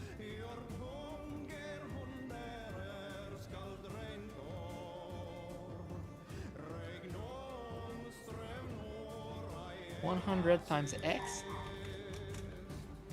to the power of x.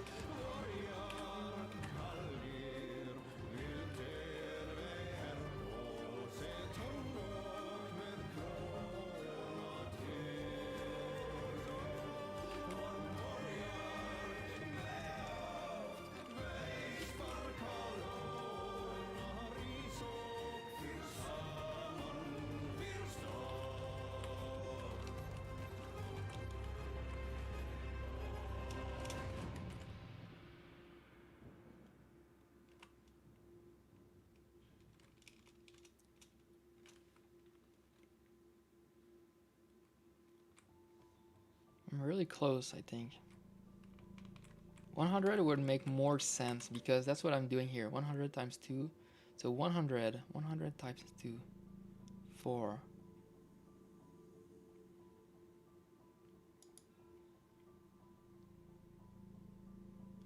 Am I supposed to do -1 here? +1 because it's inverted. What is this value? Why does this end up at 200?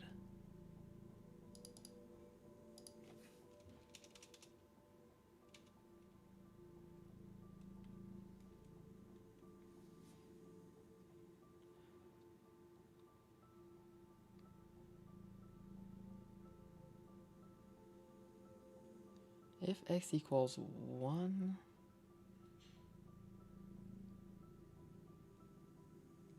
if x equals 0, it's like we're doing 100 times 1.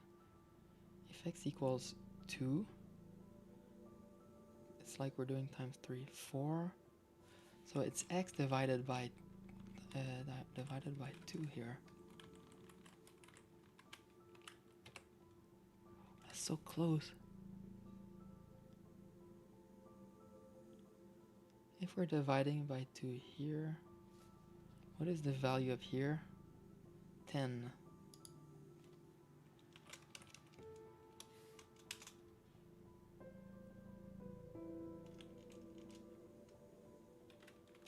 Should I do times, is it x plus 1?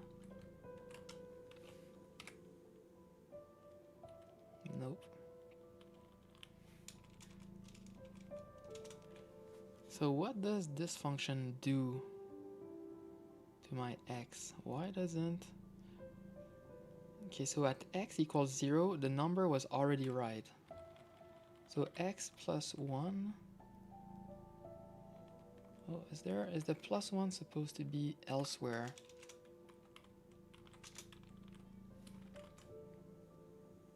Okay.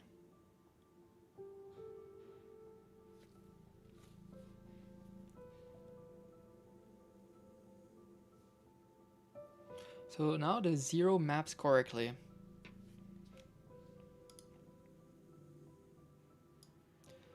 The next, so x to the power of 2 should happen when... So that's when it's at 1. So when x is 1, 1 divided by that plus...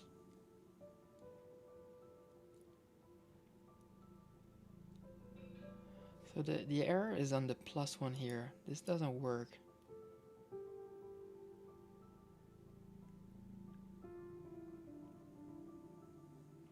It works only for the first one, but it's a mistake. It's a luck. Or bad luck, rather.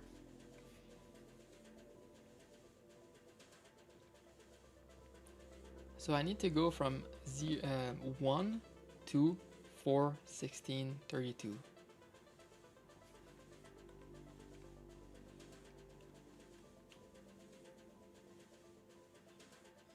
Oh man, this is so simple, but I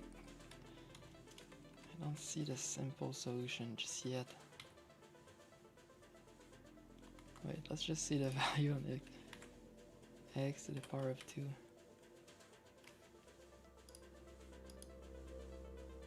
Wait. I'm looking for an X that gives me 1, 2, 4. Why can't I know that? This is binary. Oh man. Yeah, this is what happens when you're tired. The obvious thing is not coming to me.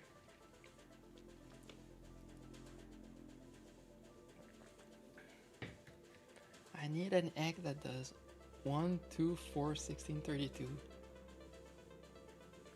Is it 2 to the power of 0? 2. Wait, so I got this wrong. 2 to the power of x. That's so close.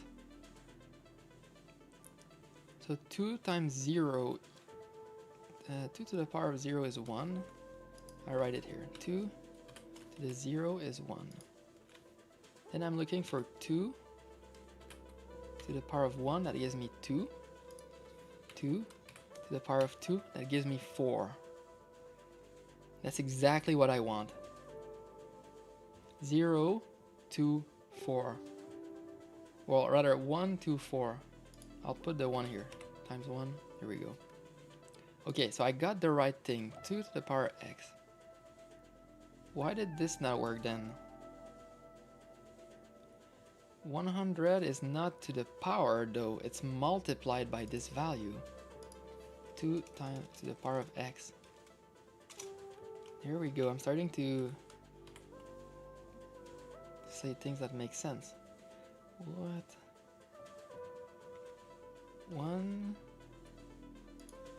Oh, because now we have 3. 2 to the power of 3. Oh, it's 3. I want to skip, so it's not...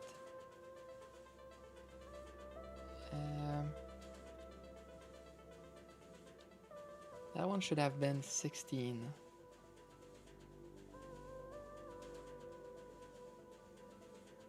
2 to the power of 16 is 4. In other words, we're not growing.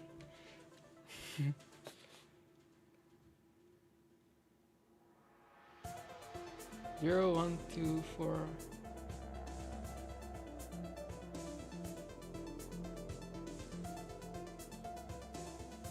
So what gives me 0, 1, 2, 4? Wait. 2 to the power of 0 is 1. I got it. Oh, wait, no more.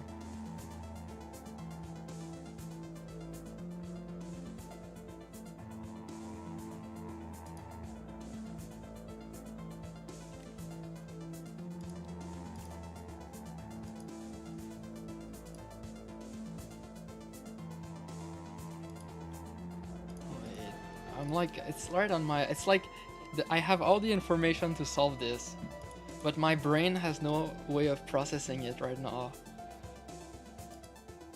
Oh man, 0, 1, 2, 4. It's, oh, I see the solution, it's right there. Oh.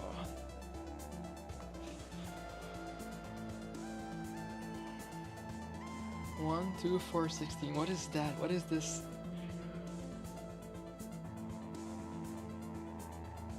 1, 2, 4, 16. I know it.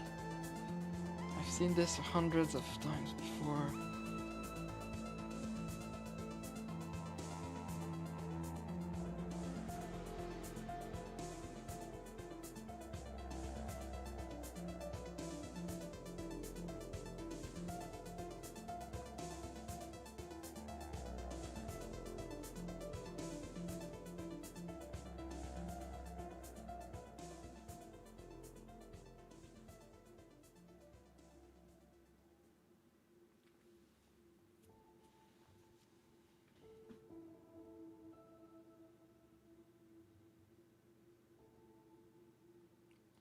Wait.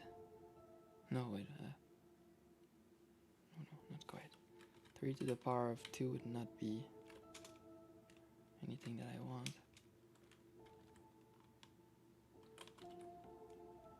4 to the power of 2 is good. 1, 2, 3. What is 3? I don't like that.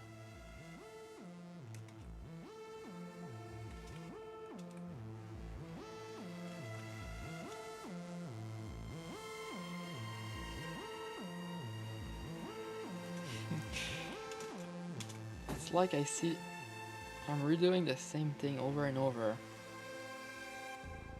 1, 2, 4, 16, 32. Maybe I just write the sequence.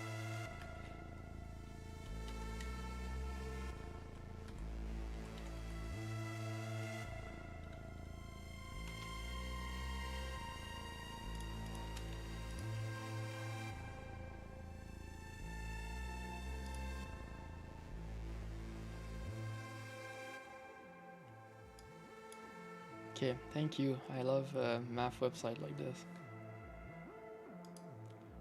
So we have 1, 2, 4, 8, 16. Exactly what I need.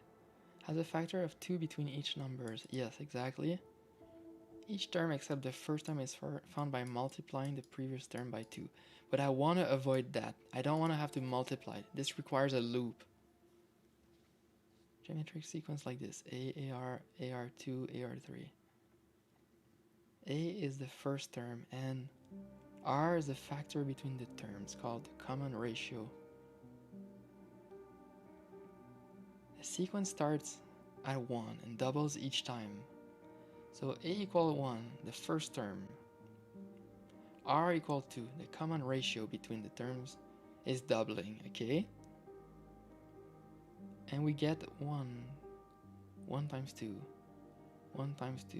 Well, this one was a 2 to the power of 1, so it's invisible. 2, 3, which gives you 1, 2, 4, 8. Never mind, I don't want the 8.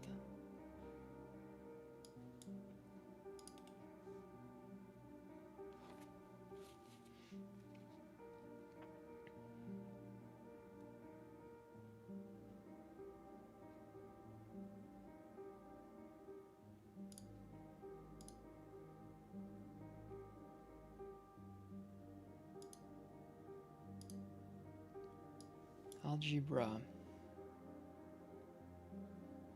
Sure, track me, whatever. 2, 4, 8, never mind. Can I write my own thing? I'll do 1, 2, 4, 16.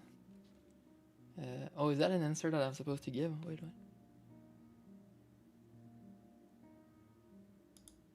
Can I just create my own question? Rip.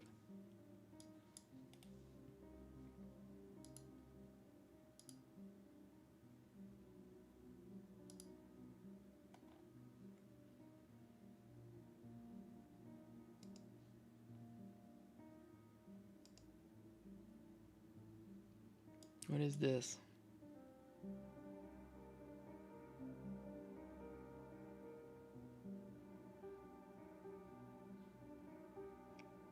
This is a geometric sequence with a common ratio of 2, starting with A1 equals 1. So I guess what I'm trying to do is impossible. Without a loop, that is.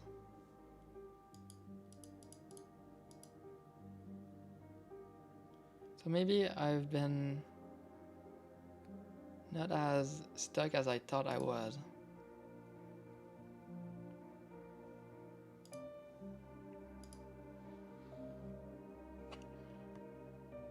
Because I'm looking at the definition, A equals 1, and this is, I believe, a recursive function. I can't see. Let's just get rid of everything. I don't care anymore.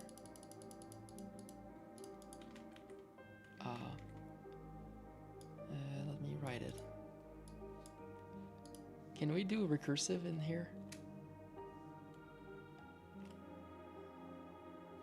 I don't think we can. So I'll do a little Python script, I guess.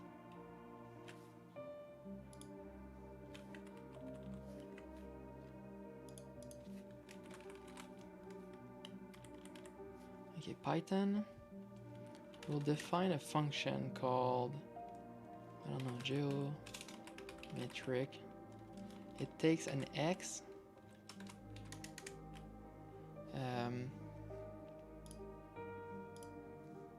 oh wait, what is my function thing?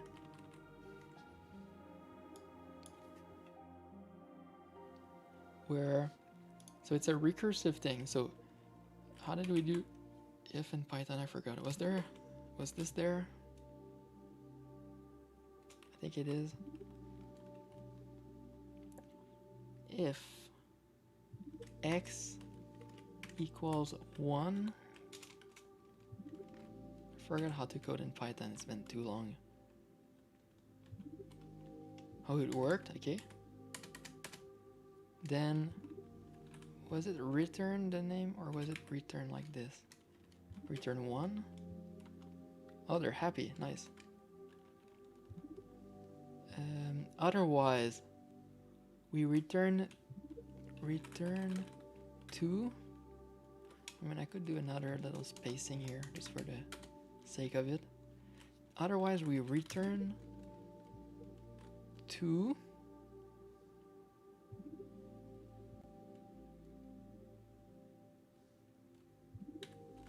times metric n.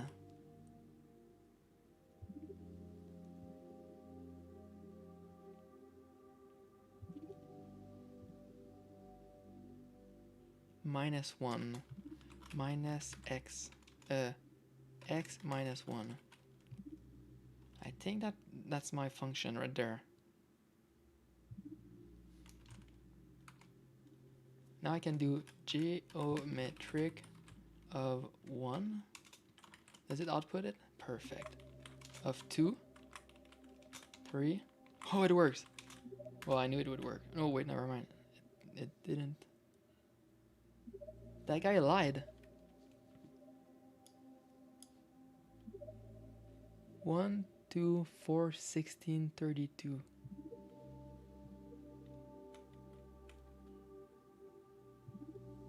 an plus 1. So the next a is equal to the previous one.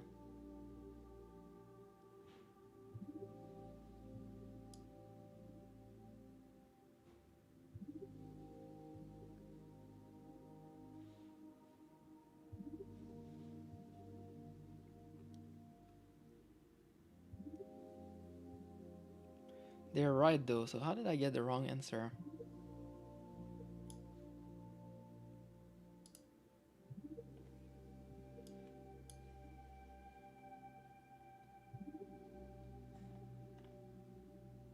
I do get 8. Oh, was it me forgetting to write 8 earlier?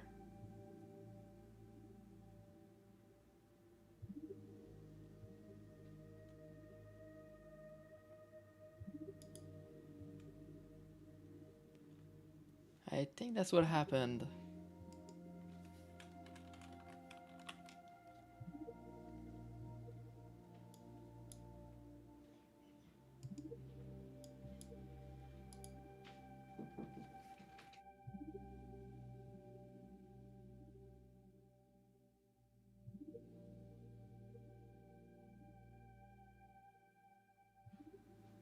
All right, let's do. I gotta go, but 100, 1, 200.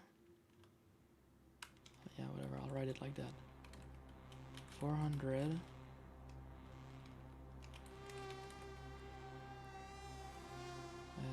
800. Oops. Forgot to increment that.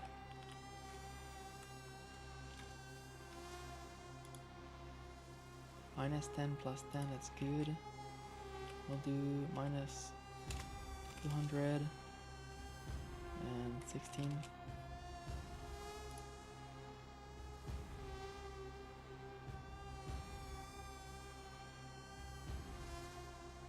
It's when I brought that back like this, times 2.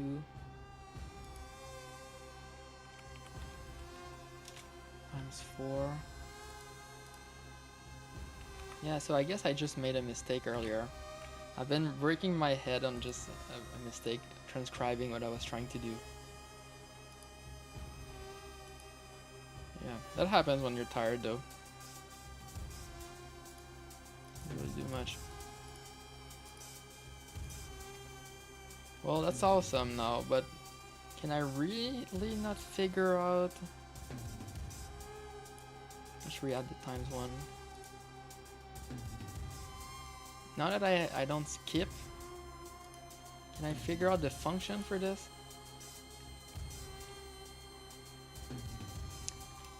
100 times x to the power of 2. Was that it? Plus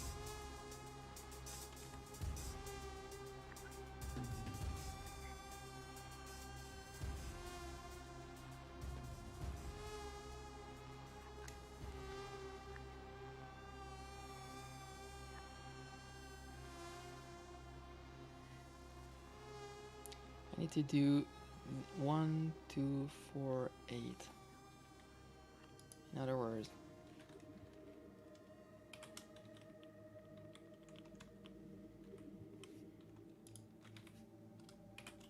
2,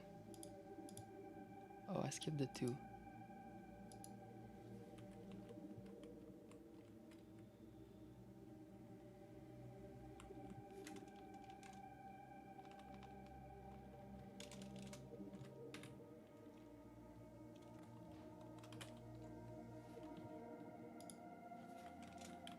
Oops. 2 to the power of 0. 1, 2. Oh, we're getting it. 2 to the power of 3. Perfect. So it's 2 to the power of x. 2 to the power of x.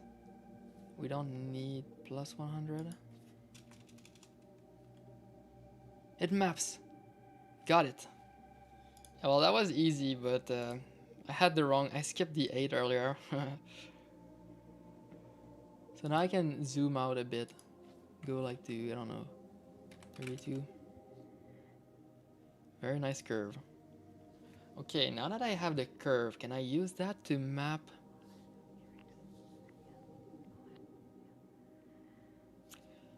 I need the inverse. How do we inverse a function? What I want to do is I want to plug a y, and then I want to plug a y to get a value for x, and then I'll need to round up. I forgot how to inverse functions now.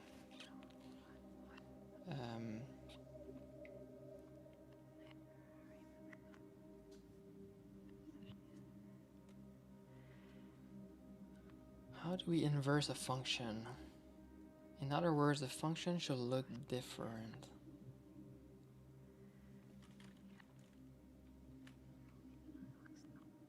In other words, I have to isolate for x. I get this function y equals this. In order to flip it, I need to isolate for x. Yeah, I'm too rusty now. Well, is it that hard though? So divide y. So I don't care what happens to y really. Okay, well, okay, let's do the math on the other side. In other words, you end up with y divided by 100 equals 2 to the power of x. Perfect, they're equal. Let's make sure the color though changes. Let's do that.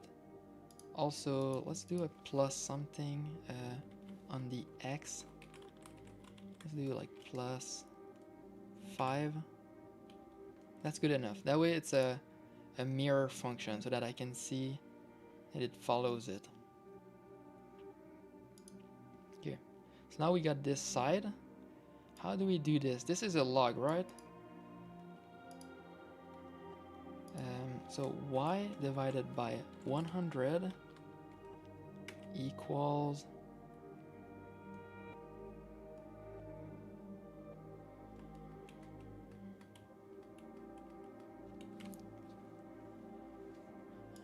let's see if there's something that can save me.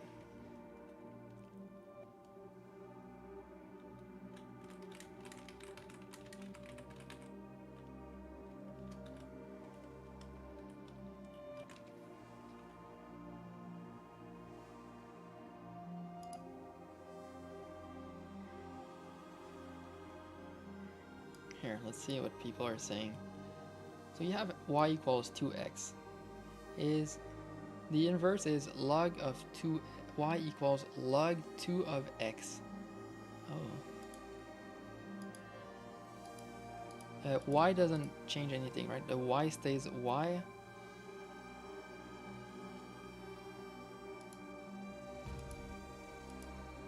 In other words, I get log, so I guess I didn't need to, well, we'll see. Log 2, how do we do log base 2?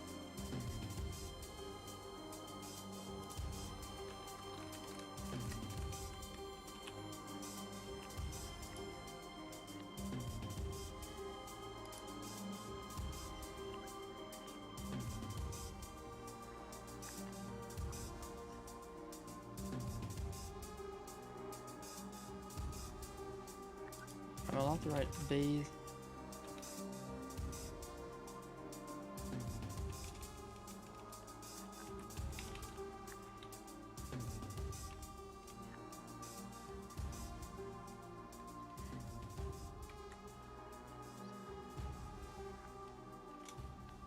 I did not write that correct.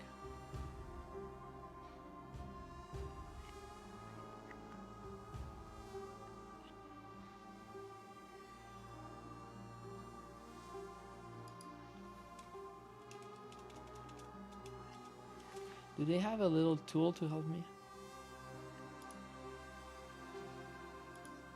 I think they do, I just don't know where it is.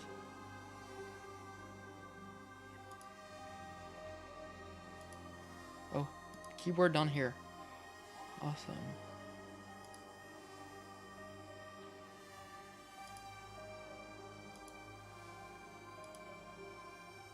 Great site. Awesome.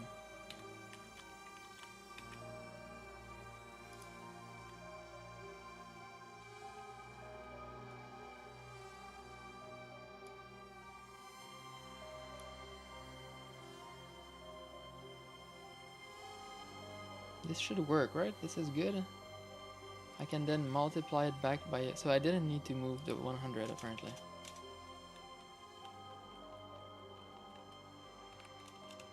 I'm relearning math, feels good. Okay, let's see if this works.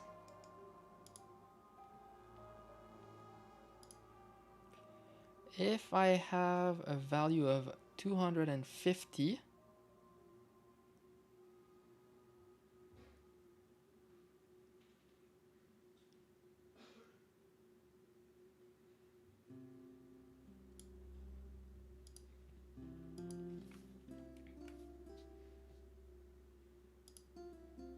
I don't know how to write it with their interface just yet.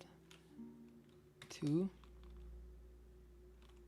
let's say 250, 100.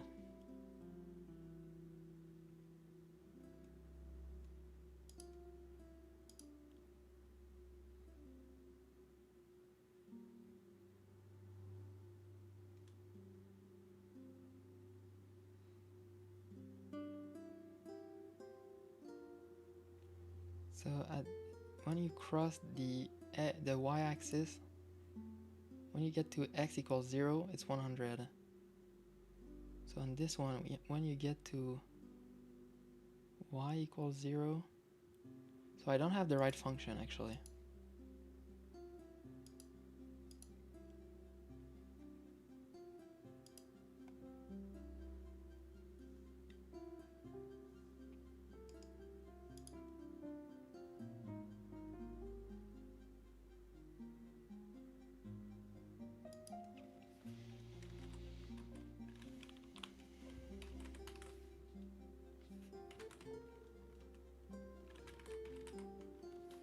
Does Wolfram Alpha figure it out for me?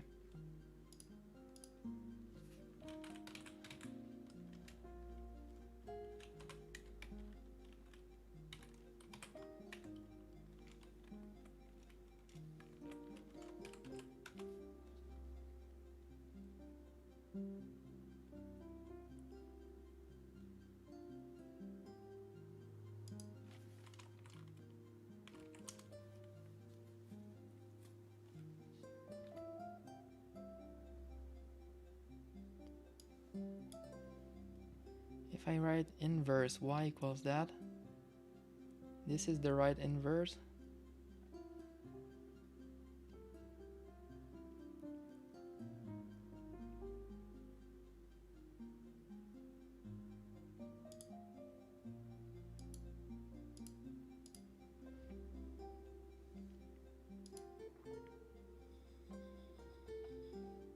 Is that really what the inverse looks like?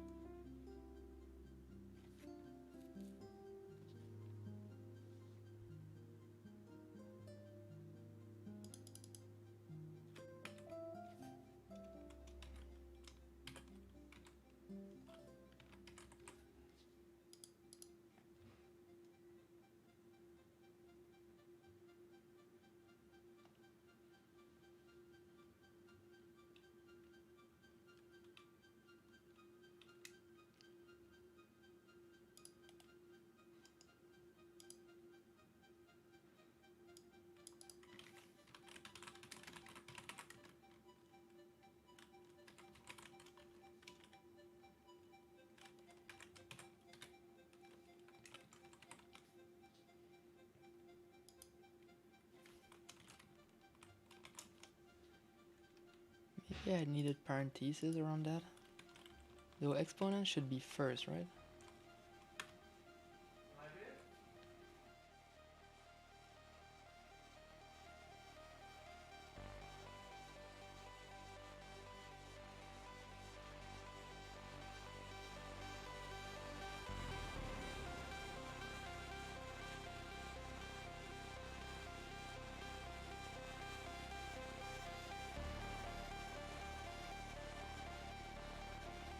Alright, I should go. I'm too tired to figure math out. If this is what I want, then it makes things harder than I expected.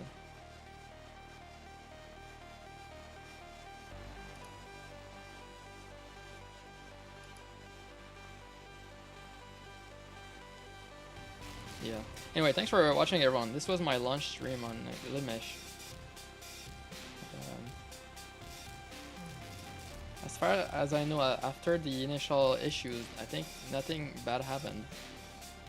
Anyway, peace. See you guys tomorrow, by the way.